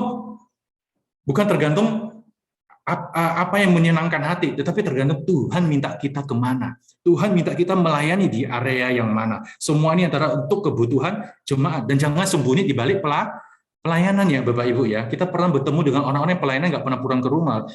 Hubungan istri dan anaknya tidak bagus. Tetapi pelayanan luar biasa. Akhirnya kita panggil, pulang ke rumah dulu. Pelayanan dimulai dari rumah. Pelayanan dimulai dari istri dan anak. Dimulai dari suami, dimulai dari mertua, dimulai dari hubungan yang ada di dalam keluarga. Kalau Anda sudah bisa melayani di keluarga dengan baik, Anda pasti akan bisa melayani orang lain, sesama kita, dengan lebih baik. Oke? Selanjutnya, komitmen pada pemimpin rohani melalui ketaatan dan penundukan diri. Komitmen pada pemimpin rohani melalui ketaatan dan penundukan diri. Yes, pemimpin rohani, walaupun manusia, pemimpin itu bisa mengecewakan. Kita manusia loh Bapak Ibu, nggak ada yang sempurna. Kita pemimpin itu kadang bisa mengecewakan. Tetapi urapan Tuhan akan turun pada pemimpin. Karena Tuhan yang memilih pemimpin. Di sanalah kita akan dibimbing untuk belajar sesuatu tentang firman Tuhan. Banyak orang berkata begini, saya jadi sponsor, kok saya lebih hebat dari CGL saya? Ada nggak pertanyaan seperti itu? Ini pasti ada ini. Semua daerah pasti mungkin muncul ya. Mungkin kalau nggak ada pertanyaan muncul di hati. Kok kayaknya saya lebih pinter sharing daripada pemimpin saya? Gue lebih hebat dari pemimpin saya. Kenapa saya harus menentukan diri ke pemimpin ya? Kan saya lebih bertalenta, lebih berkarunia. Misalnya. Ya pertanyaannya kalau memang terjadi seperti itu, pertanyaannya adalah mengapa Tuhan tempatkan dia jadi pemimpinmu bukan sebaliknya? Kenapa Tuhan urapi dia, walaupun dia tidak lebih baik daripada Anda? Berarti ada sesuatu yang harus kita pelajari dari pemimpin. Walaupun tidak lebih baik, kita pandang secara manusia tidak lebih baik daripada kita. Disitulah kita belajar untuk bisa submit. Disitulah kita belajar untuk tidak menjadi sombong. Disitulah kita belajar, mana tahu nanti kita jadi pemimpin, ada anggota kita yang merasa seperti itu, merasa dia lebih hebat dari kita. Bagaimana kita bisa membereskan hati mereka? Karena kita sudah, atau kita harus lewatin hal ini dulu. Kita bisa belajar banyak sebenarnya. Belajar submit, belajar tidak sombong, belajar membentuk karakter. Pemimpin kita nggak dapat apa-apa loh Bapak Ibu loh, nggak digaji loh, nggak dapat emas dan perak. Betul ya? Mereka hanya dengan kasih Tuhan membimbing walaupun dengan kelemahan mereka. Dan kita hargai itu. Oke? Kita setuju di area ini? Seperti Daud dan Saul ya, Daud mau bunuh Saul. Nggak bisa, Daud berkata, Saul orang yang diurapi Tuhan, dan Daud tidak akan menyentuh orang yang diurapi Tuhan. Walaupun Saul mau bunuh Daud ya, terbalik tadi saya katanya. Oke, sekarang yang kualitas hidup yang keempat, FAIT, T ini teachable, mau diajar, bukan mau diajar saja menurut saya, mau dihajar. Kalau salah, kita dihajar sama pemimpin, kita ditegur habis-habisan, kita bersedia nggak menerima teguran? Kedewasaan rohani seseorang diukur dari sini. Pada saat ditegur, kita terima atau enggak. Pada saat ditegur, apakah kita banyak membela diri? Apakah kita banyak menyalahkan orang lain malah? Lingkungan kita yang salah, bukan kita yang salah. Pada saat kita ditegur oleh pemimpin, munculkan alasan yang banyak. Apakah seperti itu? Atau kita ditegur, kita terima, kita tahu kita salah, dan kita mau berubah. Kedewasaan rohani itu di situ. Pada saat kita ditegur, kita mau demi pertumbuhan yang lebih baik dalam hidup kita, dan juga demi pertumbuhan di CG. Pemimpin kita sekali lagi tidak digaji, tidak ada emas dan perak. Ngapain? Pemimpin kita tegur, dia meresikokan dirinya dibenci oleh anak CG-nya. Betul ya? Tapi dia tetap tegur. Karena Tuhan mengasihi dia dan dia mengasihi Anda semua. Yang mau Anda berubah. Jadi kita juga bermegah di area itu. Pemimpin yang mau menegur. Dan pemimpin juga bermegah di dalam transformasi hidup yang kita alami. Oke? Yang terakhir. Senang sekali nih. Senyum dulu dong Bapak Ibu, ketegang banget. Ini dan terakhir nih. Senyum sih, boleh cheese. Oke, kasih gigi, kelihatan giginya. Yang belum gosok gigi nggak usah. Yang udah gosok gigi oke ya. Oke, kualitas hidup yang terakhir adalah hungry, hungry. 1 Petrus 2 ayat 2 di dalam terjemahan yang di slide terjemahan baru kita baca ini terjemahan bahasa Indonesia sehari-hari. Hendaklah kalian menjadi seperti bayi yang baru lahir, selalu haus akan susu rohani yang murni, dengan demikian kalian akan tumbuh dan diselamatkan.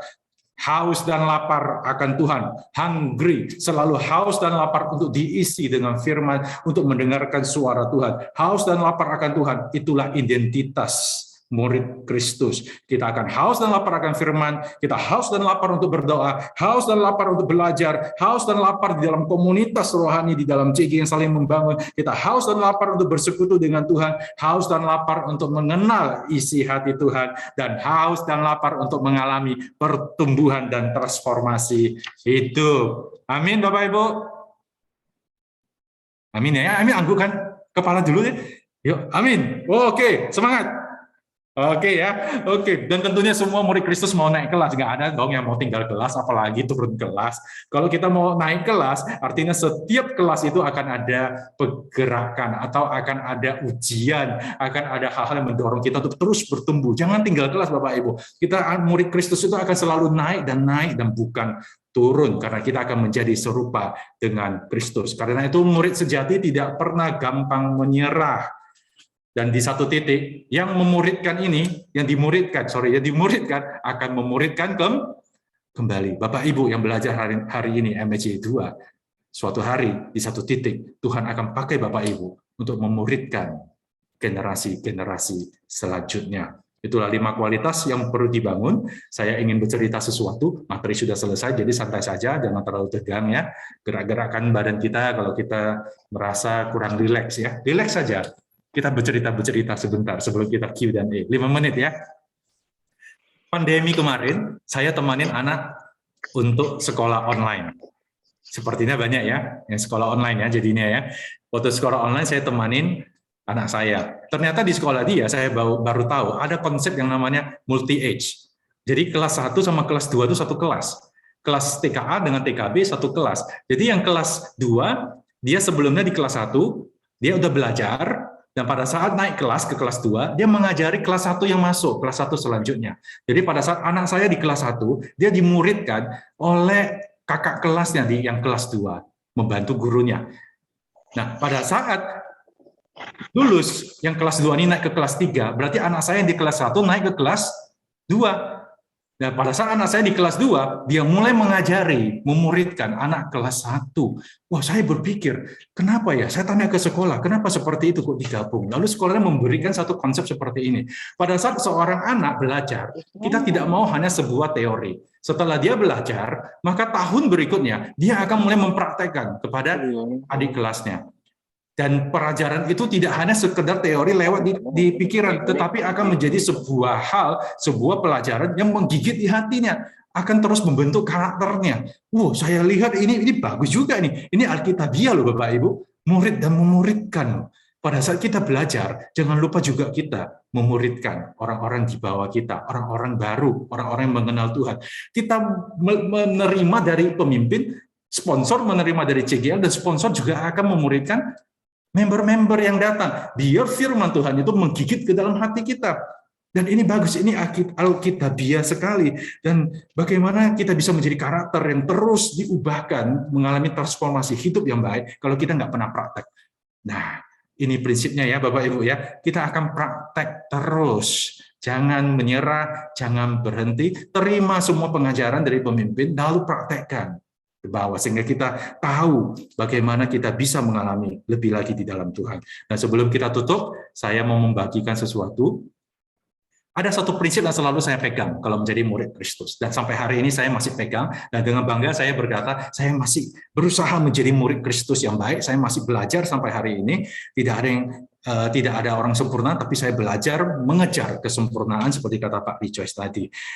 Yesus berkata, domba-dombaku mendengarkan suaraku dan aku mengenal mereka dan mereka mengikut aku. Dan di ayat selanjutnya, aku akan memberikan hidup yang kekal kepada mereka dan mereka pasti tidak akan binasa sampai selama-lamanya dan seorang pun tidak akan merebut mereka dari tanganku. Kita adalah domba-dombanya Yesus. Kita belajar bagaimana Yesus berkata, domba-domba mendengarkan suara Tuhan dan Yesus akan mengenal kita sebagai dombanya dan tidak akan ada orang yang merebut kita dari tangan Yesus. Pertanyaannya, kita domba atau kambing? Di kitab Wahyu dikatakan ya, kambing akan dipisahkan. Kambing ini Kristen tanpa pertobatan, katanya ya. Kambing ini KTP ini, Kristen KTP. Saat masuk surga nanti, KTP-nya yang naik ke surga, kita ketinggalan karena KTP-nya yang Kristen, kita enggak. Yes, kita itu domba. Kalau kita itu domba, kita perlu belajar kenapa Yesus berkata domba, tidak berkata lembu, tidak berkata kambing dan yang lainnya, atau ayam atau ular, tidak. Tuhan Yesus berkata domba-dombaku. Apa yang kita bisa pelajari dari domba? Domba yang dimaksud ya, Bapak Ibu kalau lihat di foto-foto Tuhan Yesus menggendong domba, domba yang itu ya, domba ternak yang digendong oleh Tuhan Yesus sendiri ya. Jadi domba yang putih itu ya, kita bayangin ya, domba yang putih sama kita bayangin kambing. Kambing ada di Indonesia, kita bisa bayangkan kambing sama domba ya. Oke, kenapa Tuhan Yesus bilang domba? Karena yang pertama, domba tidak mempunyai tanduk, kambing ada tanduk. Domba kalau dikasih makan,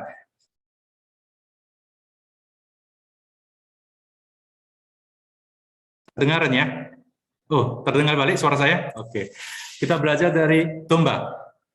Domba tidak bertanduk, kambing bertanduk. Kalau kita kasih makan domba, domba nggak bisa menanduk balik. Dia akan terus dikasih makan, dia akan terus, oke, saya tahu gembala saya baik memberikan makanan, dia akan terus menunduk. Kalau kambing nggak senang, dia nanduk loh. Pernah lihat kambing dikasih makan, kalau dia nggak senang, makanannya nggak enak, dia kejar balik itu. Gembalanya ya, gembala atau peternaknya gitu. Nah, kita tuh domba. Kita nggak akan melawan Tuhan. Karena Tuhan itu kasih kita. Tuhan itu adalah sesuatu gembala yang luar biasa dalam hidup kita. Kita nggak akan nanduk balik. Kita akan menganakkan diri dengan baik.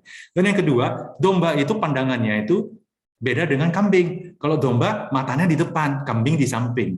Dan domba matanya di depan, seperti kita ya Bapak Ibu ya, matanya di depan. Kita nggak di samping kan, matanya di depan. Dan pandangan domba itu terbatas, hanya menurut penelitian hanya 2 meter. Jadi kalau dia melihat di atas 2 meter, kabur. Dan tidak ada kacamata domba kan, belum ada Bapak Ibu. Jadi tetap kabur di atas 2 meter, kacamata kuda yang ada. Dia belum ada kacamatanya. Jadi domba itu lihat 2 meter ke atas, dia kabur. Dan dia harus bergantung diri kepada gembala. Dia nggak bisa hidup tanpa gembalanya. Begitu juga dengan kita Bapak Ibu. Bapak Ibu tahu 2 detik kemudian terjadi apa? 2 menit kemudian? 2 jam kemudian? 2 hari kemudian? 2 tahun kemudian? Apa yang terjadi? 20 tahun kemudian? Kita nggak tahu. Kita nggak bisa melihat masa depan seperti domba itu. Kita melihat pandangan yang pendek di hadapan kita. Karena itu kita perlu gembala yang menuntun kita. Dan selanjutnya, kambing itu suka makanan yang enak, pucuk daun. Dia nggak suka basah-basahan. Dia nggak suka kalau diproses. Domba itu makannya menuntut dan memabiak. Kita memabiak firman. Karena Tuhan memberikan makanan. Domba itu makan dari apa yang diberikan oleh gembala. Rumput yang baik itu dari gembalanya. Firman Tuhan itu dari gembala agung kita, dari Yesus. Dan kita memabiak itu, kita makan, kita tidak takut diproses. Kita terus maju bersama dengan Tuhan. Domba itu makan maju. Dia makan sambil maju. Kalau kambing makan yang atas, udah kenyang tidur. Kita enggak, kita maju terus di hadapan Tuhan. Dan selanjutnya, domba itu suka berkumpul. Dia suka berkumpul untuk menjaga satu sama yang lainnya. Kalau ada binatang buas, mereka akan berkumpul. Seperti kita. Kalau kita diganggu oleh kuasa gelap atau kuasa yang lain selain kuasa Tuhan, kita berkumpul di CG, saling mengingatkan, saling menegur, saling membangun. Woi, jangan loh, itu nggak baik, itu nggak benar di hadapan Tuhan. Kita saling berkumpul untuk saling menjaga. Dan yang selanjutnya, domba itu menghasilkan wool kan, kambing nggak ada ya, kambing hanya dimakan dagingnya. Domba itu wool. Wool itu kalau udah tebal, saya baca-baca, ternyata kalau woolnya udah tebal, kambing itu akan terjatuh kalau nggak dipangkas. Dia akan terjatuh. Dan domba, kambing nggak ada woolnya ya. Nggak ada yang koreksi saya ya. Ini masih dengar? Masih ya. Oke, domba kalau woolnya udah banyak, dia akan jatuh. Dan kalau domba terjatuh, dia tergeletak ternyata. Makanya Yesus berkata, kita tidak akan dibiarkan tergeletak. Pada saat kita tergeletak, atau domba itu tergeletak, gembalanya akan datang membalikkan dia kembali. Itu tugas gembala. Nah, wool itu kalau terlalu banyak, dia harus dipangkas, biar nggak berat di badannya. Udah dipangkas, dijadikan baju hangat untuk manusia, menjadi berkat. Begitu juga dengan kita. Kalau kita sudah berbuah, buah itu akan dipangkas oleh Tuhan untuk menjadi berkat bagi orang lain. Orang-orang akan mengenal Tuhan dari buah-buah itu. Jangan simpan buat diri sendiri. Kalau simpan buat diri sendiri, kita akan jatuh tergeletak. Kita akan jadi orang fasik. Dan yang terakhir dari sisi gembala, kalau sisi gembala itu memegang 2 tongkat kan, gada dan tongkat ya, kata pemazmur. Ada gada, ada tongkat. Kalau tongkat itu ujungnya ada kaitnya. Kalau kita dombanya keluar dari arah, keluar dari kerumunan, kait itu berfungsi itu narik balik dombanya. Gada itu berfungsi memberi suara, boom, Boom, sehingga domba-domba tahu gembalanya kemana. Dan ternyata domba dan kambing berbeda pendengarannya loh Bapak Ibu. Domba itu mendengar di frekuensi yang lebih tinggi daripada kambing. Karena itu kalau kita lihat di film, kalau ada yang peternak domba, gembalanya datang, dia berkata, dia dengan suara yang khas dari gembalanya, dombanya akan berkumpul. Dia kenal suara gembalanya. Tapi orang lain menggunakan atau melakukan atau meniru suara itu, dombanya nggak akan datang. Karena yang dia tahu hanya suara gembalanya. Dia punya pendengaran yang baik. Dan begitu juga dengan kita Bapak Ibu. Saat kita lekat dengan gembala, menjadi domba yang baik, pendengaran kita akan firman, pendengaran kita akan suara Tuhan. Frekuensinya akan nyampe di sana. Dan dari sisi domba sendiri, domba itu percaya penuh sama gembala. Kita juga harus punya keyakinan yang kuat sama gembala agung kita, Tuhan Yesus. Karena itu kita menjadi murid Kristus. Oke Bapak Ibu, katakan kepada Tuhan Bapak Ibu. Kita berkata bersama-sama ya, saya murid Kristus. Tadi dari PIC sudah saya harus berkualitas. Sekarang saya murid Kristus ya. Dalam hitungan ketiga. 1, 2, 3. Saya murid Kristus. Amin. Haleluya. Oke, sekarang kita masuk di sesi Q&A ya. Masih ada waktu ya? Masih Pak? Masih ya? Oke. Oke Bapak Ibu, saudara-saudari, jika ada pertanyaan, boleh silakan langsung mengajukan pertanyaan, bisa langsung unmute ya kepada kedua pengajar, silakan. Kita ada waktu 10 menit.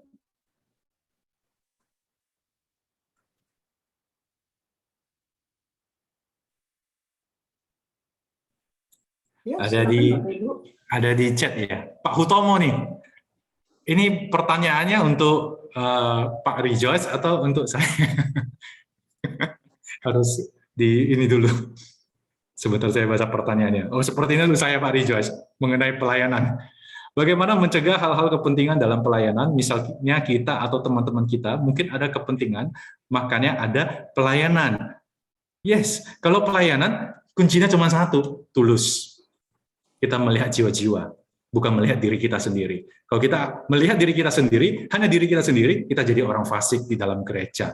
Demi saya dulu, saya fasilitasnya saya dulu. Tidak, kalau pelayanan itu seperti kata Bang Rejoice tadi, kok jadi abangnya, Bang Rejoice tadi, Yesus datang untuk melayani dan bukan dilayani. Kalau Yesus adalah Bapak kita, buah itu nggak jatuh jauh dari pohonnya, kita juga akan suka melayani dengan tulus. Tidak ada kepentingan di hati kita. Ini koreksi hati nih.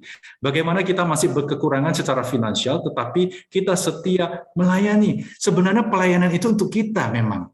Tuhan sediakan pelayanan. Emang kalau kita melayani, Tuhan mendapatkan sesuatu? Tidak. Tuhan menyediakan ladang pelayanan agar kita tahu bahwasanya kita masih berkekurangan. Dari segi finansial, kita bisa melayani. Bisa jadi di gereja ada orang-orang yang lebih kurang finansialnya daripada kita, dan kita melayani bersama-sama. Dan kita belajar dari orang-orang yang mungkin sudah melewati hal-hal yang sama. Kita menyerahkan waktu. Tidak ada finansial, mungkin kekurangan finansial. Kita berbicara kekurangan finansial dalam tangan kita, tapi kita masih punya tenaga. Kita masih punya tangan, kita masih punya bisa bekerja, kita masih punya waktu. Finansial itu tidak ada artinya dibanding apa yang ada di dalam diri kita. Kesehatan kita, semuanya, kita masih punya kesempatan yang banyak. Jadi pelayanan itu untuk kita, untuk melihat bagaimana pada saat kita melayani, masalah kita juga akan bisa diselesaikan satu persatu oleh Tuhan. Oke, Center for Jesus. Amin. Haleluya. Oh, ini Pak Hutomo semua nih. Pernah nggak melayani di bidang yang bukan talenta Bapak? Bagaimana saat itu Bapak melayani? Ada orang itu kan malu, minder, dan sebagainya. Nah, kembali lagi ke tujuan dari pelayanan, kebutuhan pelayanan. Departemen di dalam gereja itu menyediakan kebutuhan pelayanan. Justru orang malu akan jadi nggak malu. Orang minder akan ditempah di dalam pelayanan. Saya orangnya pemalu banget zaman dulu. Saya dilahirkan di dalam keluarga, bapak saya meninggal usia 4 bulan. Saya, mata sebelah kanan saya tidak bisa dipakai, kabur seperti domba. Tapi domba 2 meter, saya 2 cm saja sudah kabur, sebelah kanan nggak bisa dipakai. Saya orang yang sangat minder, tidak pernah ngomong, tidak pernah berbicara, tidak pernah membangun hubungan. Di dalam keluarga, koko saya itu, karena ayah saya meninggal, koko saya mengambil alih seperti seorang bapak, beda 6 tahun. Kuku saya itu kalau ngajar dulu, itu kritiknya luar biasa. Bodoh sekali ya, sorry ya, saya ngomong agak vulgar. Bodoh, buta ya kamu ya. Selalu dibilang saya tidak berarti, tidak berharga. Saya tumbuh menjadi anak yang tidak berani kemana-mana, hanya di rumah, introvert sekali. Bahkan saya harus pacaran dengan istri saya berdoa, Tuhan kasih saya jodoh yang benar, gak ada yang mau sama saya, tampang kayak gini, gak berani maju. Lalu Tuhan kasih istri saya, pacar pada saat itu Margaret, saya mau datang ke rumah gak berani, Tuhan dorong gak berani, saya negosiasi gak berani. Ada hal-hal yang harus kita pelajari. Kalau Tuhan suruh jalan, kita nggak boleh malu kita jalan. Justru di dalam pelayanan itulah kita belajar untuk menjadi oke, di dalam Tuhan nggak ada malu. Di dalam Tuhan karakter saya harus berubah. Di dalam Tuhan saya nggak boleh minder. Karena yang saya layani itu Tuhan. Karena yang di belakang saya itu Tuhan. Karena yang di depan saya kebesarannya Tuhan. Mengapa saya harus malu? Saya akan jalan. Saya akan pede aja. Termasuk hari ini Bapak Ibu, saya disuruh mengajar bersama dengan Pak Rijoy. Saya juga malu Bapak Ibu, saya juga minder sebenarnya, saya grogi tadi. Tapi saya berdoa, Tuhan, kan Tuhan yang disenangkan. Saya mengajar untuk kepentingan jemaat, untuk amanat agung Yesus. Maka saya harus maju, walaupun saya minder. Ya udah saya pede aja. It's okay. Mungkin menjawab ya Bapak Ibu ya, karena waktu kurang ya. Oke, kita adu domba, luar biasa Pak Utomo. Kalau bukan talenta Bapak, kita kalau zaman dulu, Bapak Ibu nanti akan belajar talenta dan karunia di MBJ 3 materi kedua. Boleh lanjut nanti ke MBJ ke-3 ya. Kita awalnya kalau saya di dalam keluarga saya, karena saya introvert, saya nggak tahu talenta saya. SMA saya nggak tahu talenta saya. Disuruh milih jurusan untuk kuliah saya nggak tahu saya akan kemana. Disuruh milih kemana saya nggak tahu. Yang penting saya pilih yang gampang aja deh. Yang selama ini tidak memberatkan saya pilih ya. Saya bisa ke IPA, kalau zaman dulu kan IPA dan IPS. Tapi saya masuk IPS, kenapa Bapak Ibu? Karena kalau IPA kan harus hitung-hitung, kalau IPS ya saya bisa, nilai saya cukup di IPA, tapi saya pilih IPS, karena mau gampangnya aja. Karena saya nggak tahu talenta saya mau kemana. Gitu. Nah kalau kita nggak tahu talenta kita kemana, justru di pelayanan kita akan mencoba talenta kita di mana. Pada saat Anda mendaftar di satu pelayanan, dan ternyata saat didoakan oleh pemimpin itu biasanya bisa merilis Anda ke pelayanan yang lain. Oh, kamu lebih cocok di sini. Atau tiba-tiba ada karunia yang muncul. Kita akan membahas karunia di MJ 3. Karunia dari Tuhan. Orang-orang yang mempunyai talenta mungkin tidak muncul di saat itu, tapi Tuhan gunakan talenta itu jadi karunia. Dan di situ akan menonjol. Orang itu akan menonjol di pelayanan tertentu. Dan kita akan tahu, oh di sini ternyata talenta saya. Saya tidak tahu talenta saya, karena saya dilahirkan dari suku Tionghoa, maka saya di pikiran saya itu cuma berkata seperti ini. Kalau suku Tionghoa itu kan begini ya, harus menjadi bos, jadi usaha. Jual kue di jalan nggak apa-apa, itu juga bos, tidak diperintah orang. Itu suku Tionghoa, ajaran dari nenek moyang. Dikit-dikit harus jadi bos. Kalau nggak bos, nggak sukses. Kalau saya bosnya, tapi saya cuma jual kue sekeranjang satu hari, itu nggak bisa makan, nggak apa-apa, kata orang tua. Yang penting bos. Itu suku Tionghoa. Saya nggak tahu talenta saya di mana. Saya melayani di banyak bagian di departemen, di GMS. Saya melayani di ASEP, saya melayani di konselor, saya melayani di mana-mana gitu. Dan saya nggak tahu. Awalnya saya nggak tahu di mana, saya harus berlabuh. Tapi sekarang saya tahu, Bapak Ibu. Seiring dengan perjalanan waktu, ternyata saya tahu talenta saya. Sebelumnya saya pikir itu mustahil, tapi di dalam Tuhan tidak ada yang mustahil. Haleluya. Oke, baru tahu spesifik ini tentang domba. Terjawab sudah ya tentang domba. Yes, domba dan kambing ya. Jangan jadi Kristen KTP ya, Bapak Ibu. Nanti naik ke surga KTP kita, bukan kitanya. Oke, Pak Utomo lagi. Ini sudah ya? Oh, ini sudah. Oke, Pak. Oke ya, sudah dijawab ya Pak Utomo. Oke, sekarang Pak Daniel. Bagaimana kita harus melayani keluarga kita dahulu? Keluarga saya, agamanya, keyakinannya berbeda dengan saya. Pertanyaan yang sangat menarik. Amanat Agung Yesus, penginjilan terjadi dari lingkaran paling kecil. Lingkaran siput ya namanya ya. Kalau dulu kita ikut pelatihan-pelatihan seminar, lingkaran siput dari keluarga dulu. Penginjilan akan terjadi belum merebar ke luar. Bagaimana keluarga kita bisa tahu Yesus, mengenal Yesus, bahkan menjadi murid Kristus, kalau diri kita sendiri tidak menyatakan Kristus di dalam keluarga. Menyatakan Kristus di dalam keluarga bukan berarti memaksa orang untuk masuk Kristen. Tidak, kita tidak berbicara tentang agama. Materi pertama di keselamatan kita sudah belajar. Kristen bukan agama. Kekristenan adalah Tuhan turun ke dunia mencari kita, karena kita nggak sanggup mencari Dia. itu kekristenan. Tuhan datang menebus kita, karena nggak mungkin manusia menebus dirinya sendiri. Kita semua orang berdosa. Dan bagaimana kita bisa membuat keluarga kita melihat Yesus kalau diri kita nggak melayani mereka. Walaupun keyakinan berbeda. Saya kasih satu contoh ya, satu contoh. Agak panjang nggak apa-apa ya? Oke ya, nggak apa-apa. Mungkin saya pernah cerita ini ya, di kelas yang lainnya. Oke, ada satu kisah nyata, bagaimana seorang, tapi ini seorang istri, yang menikah di keluarga yang bukan Kristen. Pada saat dia masuk ke dalam keluarga yang bukan Kristen, dia menikah, mertuanya nggak suka sama menantu orang Kristen. Lalu dia berkata kepada menantu ini, kamu harus bersihkan semua papan sembayangan sebelum keluar rumah. Setiap pagi, setiap malam bersihkan. Kamu harus di situ, harus menjadi contoh katanya. Si penantu ini akhirnya berpikir, ini berbeda dengan keyakinan saya, iman saya. Tapi akhirnya dia berpikir juga, bagaimana mereka bisa mengenal Yesus kalau dia tidak melayani dia. Melayani keluarga. Lalu si perempuan ini, si istri ini, akhirnya dia mengikuti. Dia setiap kali dia membersihkan papan sembayangan, apa yang dia lakukan? Dia berdoa, Tuhan Yesus, dalam namamu saya tengking semua kuasa yang ada di papan sembayangan itu. Tidak ada kuasa gelap di sini. Dia bersihin sampai dia berdoa, bersihin berdoa. Lalu, tetapi dia bersihin, tapi minggu dia diberikan waktu untuk ke gereja. Suaminya nggak ikut, mertuanya nggak ikut. Jadi dia sendiri ke gereja, anaknya nggak ikut. 7 tahun kemudian dia setia melakukan itu. Dia tengking, selalu tengking. Dalam nama Yesus dia tengking, dia bersihkan. 7 tahun kemudian, mertuanya di hari Minggu itu dia turun ke bawah, dia lihat mertuanya pakai pakaian yang rapi. Lalu dia bertanya, Pak, Ma, mau kemana nih? Di minggu itu, dia mau ke gereja. Lalu mertuanya berkata, saya mau ikut ke gereja. Dia kaget, kok bapak mama mau ke gereja? Kan bapak mama memaksa saya membersihkan papan sembayangan.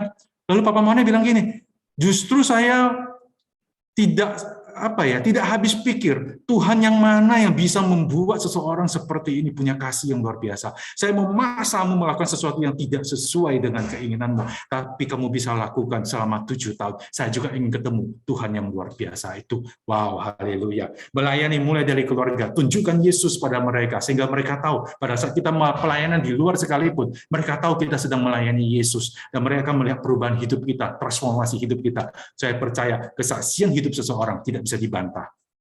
Roh Kudus yang akan teguhkan kesaksian itu. Saat kesaksian itu kita bawa pulang, mereka melihat, lama-lama mereka akan tahu Tuhan itu nyata di dalam hidup Bapak ya, Pak Daniel. Oke, selanjutnya, Pak, bagaimana kita menghadapi orang yang suka menolak setiap kita ajak join CG ya, padahal dia meninggikan Tuhan di dalam hidupnya. Wow, ini kepengembalaan nih. Saya yang jawab atau Pak Rejoice nih? Saya jawab. Oke. Kata firman Tuhan, kita menabur, menyiram, Tuhan yang memberikan pertumbuhan. Jadi jangan merasa gagal, itu yang pertama. Bukan tanggung jawab kita, orang itu datang ke CG atau enggak, tapi dia di dalam Tuhan, dia meninggikan Tuhan. Tapi kalau dia tidak digembalakan di CG, pertumbuhan rohaninya mungkin tidak sesubur kita. Itu kerinduan hati kita, tapi bukan berarti itu tanggung jawab kita. Terus kita tabur, terus kita tuai, Tuhan yang akan melihat kesungguhan hati kita. Bahkan kesaksian kita sekalipun yang tidak bisa dibantahkan, kesaksian kita yang luar biasa, bisa diejek kan oleh orang-orang di luar Tuhan. Kita ceritakan kesaksian, orang tuh mengejek. Ya nggak apa-apa, it's okay. Nggak bisa dibantah kan? Kesaksian kita nggak akan bisa dibantah. Karena itu yang kita alami di hadapan Tuhan. Orang mau ngejek, ya aja biarin. Tapi mereka mendengar. Itu yang penting. Mereka mendengar terlebih dahulu. Kita jangan merasa gagal. Terus lakukan sesuai dengan kata firman. Firman banyak sih ya, kalau kita ambil dari firman Tuhan. Pengejek-pengejek akan muncul di akhir zaman, ada di firman. Pada saat mutiara, kita menemukan mutiara, lalu kita menjual di ladang, lalu kita menjual semua harta kita untuk membeli ladang itu, karena mutiara itu begitu berharga bagi kita. Tetapi ada orang yang malah meletakkan mutiara di kandang babi. Ada ya, makanya Yesus berkata, dua-dua orang pergi menginjili murid-muridnya. Tetapi kalau ada kota yang mau mendengarkan dan tidak mau bertobat, kibaskanlah debu dari kakimu. Artinya Anda sudah melakukan bagianmu. Kita sudah menabur dan menyiram. Bukan tanggung jawab kita untuk bertumbuh. Tanggung jawab kita, tapi bukan kita yang menumbuhkan pertumbuhan rohani mereka. Tugas kita memastikan mereka bertumbuh. Itu saja ya, Bu Mariana. Oke, bagaimana sih menyeimbangkan sudut pandang kita dan keluarga kita yang beda kepercayaan? Misal bagi keluarga kita, mungkin pelayanan itu cuma buang waktu. Kalau hal ini kan agak susah ya dijelasin. Wah, banyak nih Pak Hutomo nih. Ini kayaknya harus private kita. Oke, orang yang beda kepercayaan dengan kita, otomatis kita yang pertama, Jangan berdebat. Kalau Anda berdebat, tujuannya adalah menang atau kalah. Menang jadi abu, kalah jadi api ya. Salah ya, terbalik ya. Menang jadi api, kalah jadi abu ya. Jangan berdebat. Tunjukkan kualitas hidup Anda kepada mereka.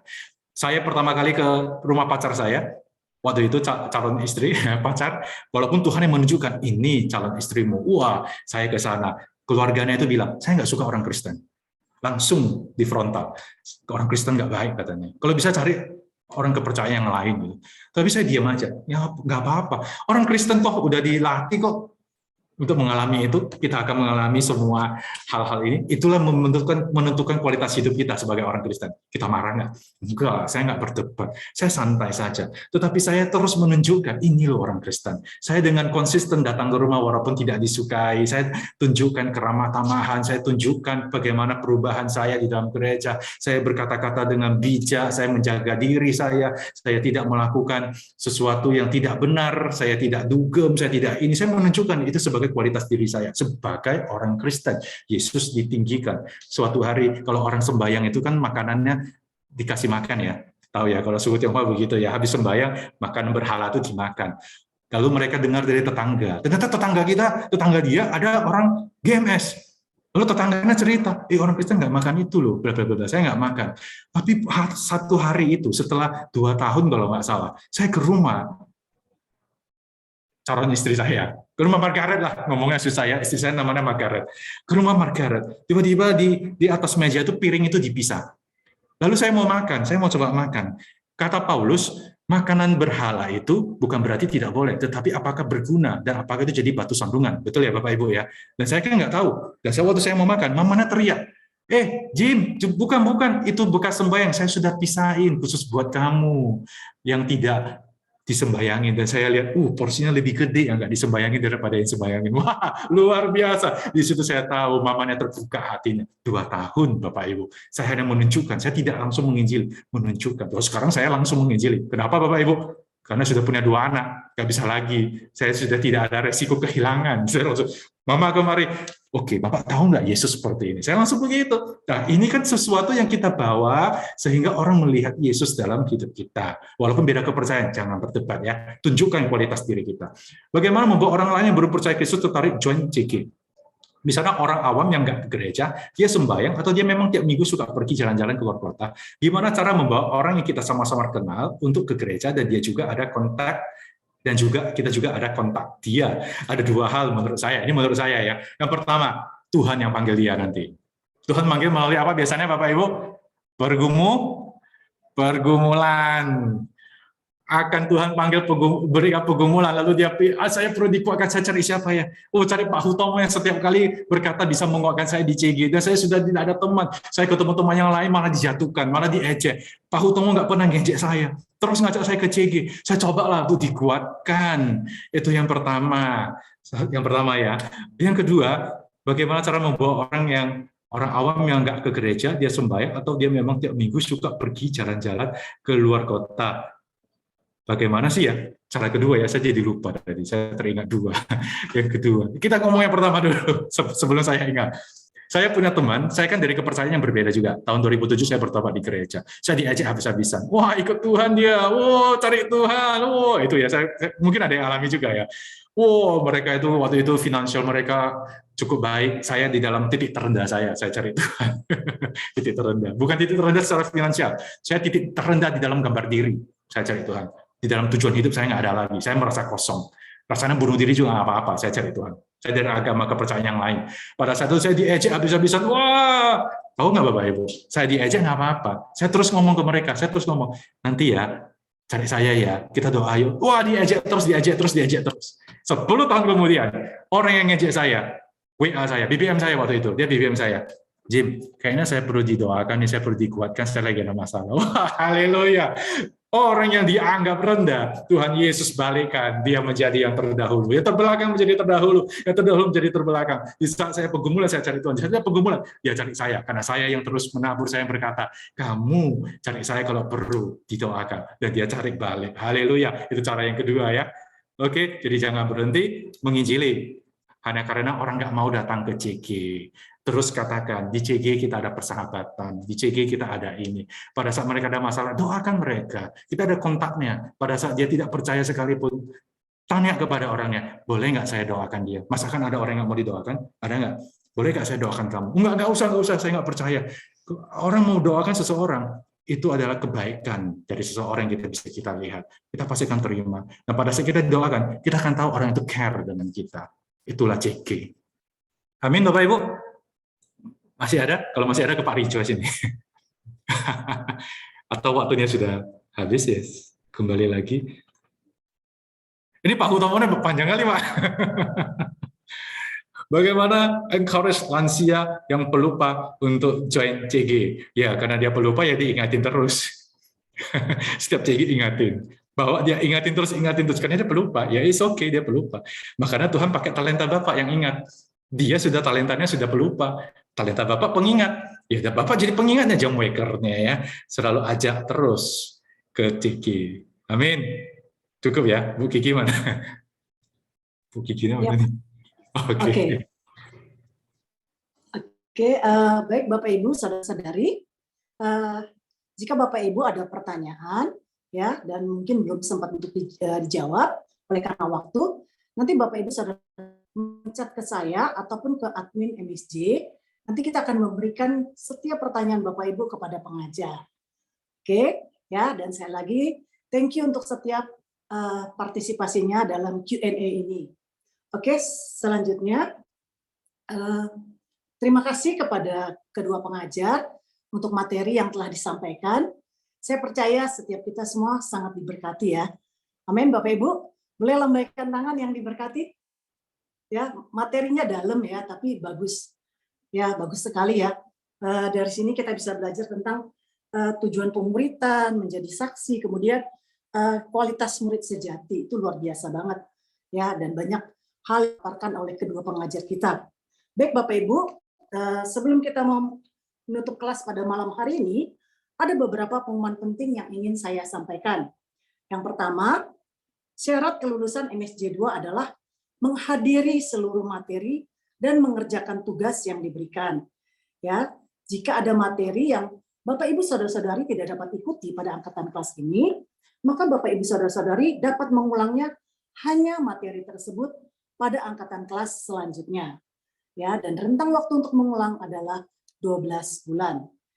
Jika lewat 12 bulan, maka Bapak Ibu saudara-saudari harus mengulang seluruh materi dari awal. Yang kedua, tugas akan diberikan oleh admin edukasi dalam bentuk link Google Form ya, yang akan diberikan grup WA di grup WA kita setelah kelas ini selesai. Dan paling lambat tugas dikumpul itu pada hari Selasa pukul 4 sore. Yang ketiga, kelas minggu depan akan kita mulai tepat pada pukul 7. Jadi kami mengharapkan Bapak Ibu saudara-saudari boleh hadir tepat waktu. Nah, kami memberikan toleransi keterlambatan itu hanya 15 menit. Jadi jika Bapak Ibu saudara-saudari hadir pada pukul 7:16, maka kami mohon maaf karena secara sistem Bapak Ibu saudara-saudari sudah tidak dapat lagi melakukan presensi dan dianggap tidak hadir. Ya, namun Bapak Ibu tetap bisa mengikuti kelas. Yang keempat, kami menghimbau kepada Bapak Ibu saudara-saudari selalu berpakaian rapi dan sopan selama mengikuti kelas MSJ 2 ini.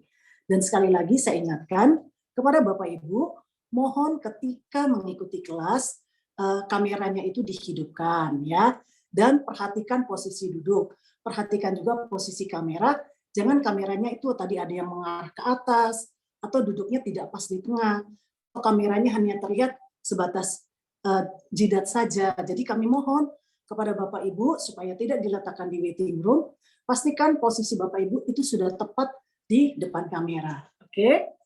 Ya, sepakat ya? Bisa ya Bapak Ibu ya? Oke ya. Karena semua peserta yang ada di MSJ 2 ini adalah calon-calon volunteer ya. Bukan orang-orang baru, tapi orang-orang yang sudah komitmen di CG gitu. Oke. Nah, yang terakhir, saya mempersilahkan kepada pengajar untuk boleh menutup kelas pada malam hari ini dengan doa berkat.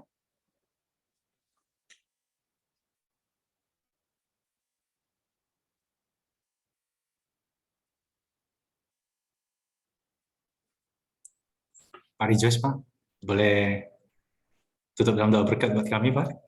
Baik, Pak. Oke, Siap. Bapak Ibu, mari kita terima doa berkat ya dari Tuhan kita. Terimalah berkat dari Allah Bapa, kasih setia dari Tuhan Yesus Kristus dan pengurapan dari Roh Kudus bagi kita semua. Dan biarlah Tuhan memberikan kita tidur nyenyak malam hari ini dan mengizinkan kita semua besok bangun dalam keadaan yang sehat dan bersuka cita, serta kita beraktivitas bagi kemuliaan Tuhan. Biarlah kita menjadi murid-murid Tuhan Yesus yang senantiasa mau diajar, yang memberi diri dan berkomitmen kepada orang-orang yang Tuhan percayakan di atas kita. Yakinlah dan percaya bahwa ketika kita mencari kerajaan Allah dan kebenarannya, maka semua yang kita butuhkan akan Tuhan sediakan bagi setiap kita. Terimalah berkat ini hanya dalam satu nama Tuhan Yesus Kristus. Yang percaya katakan, amin. Oke. Demikianlah akhir daripada kelas MSJ 2 kita pada malam hari ini. Terima kasih kepada semua peserta yang sudah hadir. Bapak, Ibu, Saudara-saudari sudah boleh meninggalkan kelas. Sampai jumpa di MSJ 2 minggu depan. Tuhan Yesus memberkati Anda semua.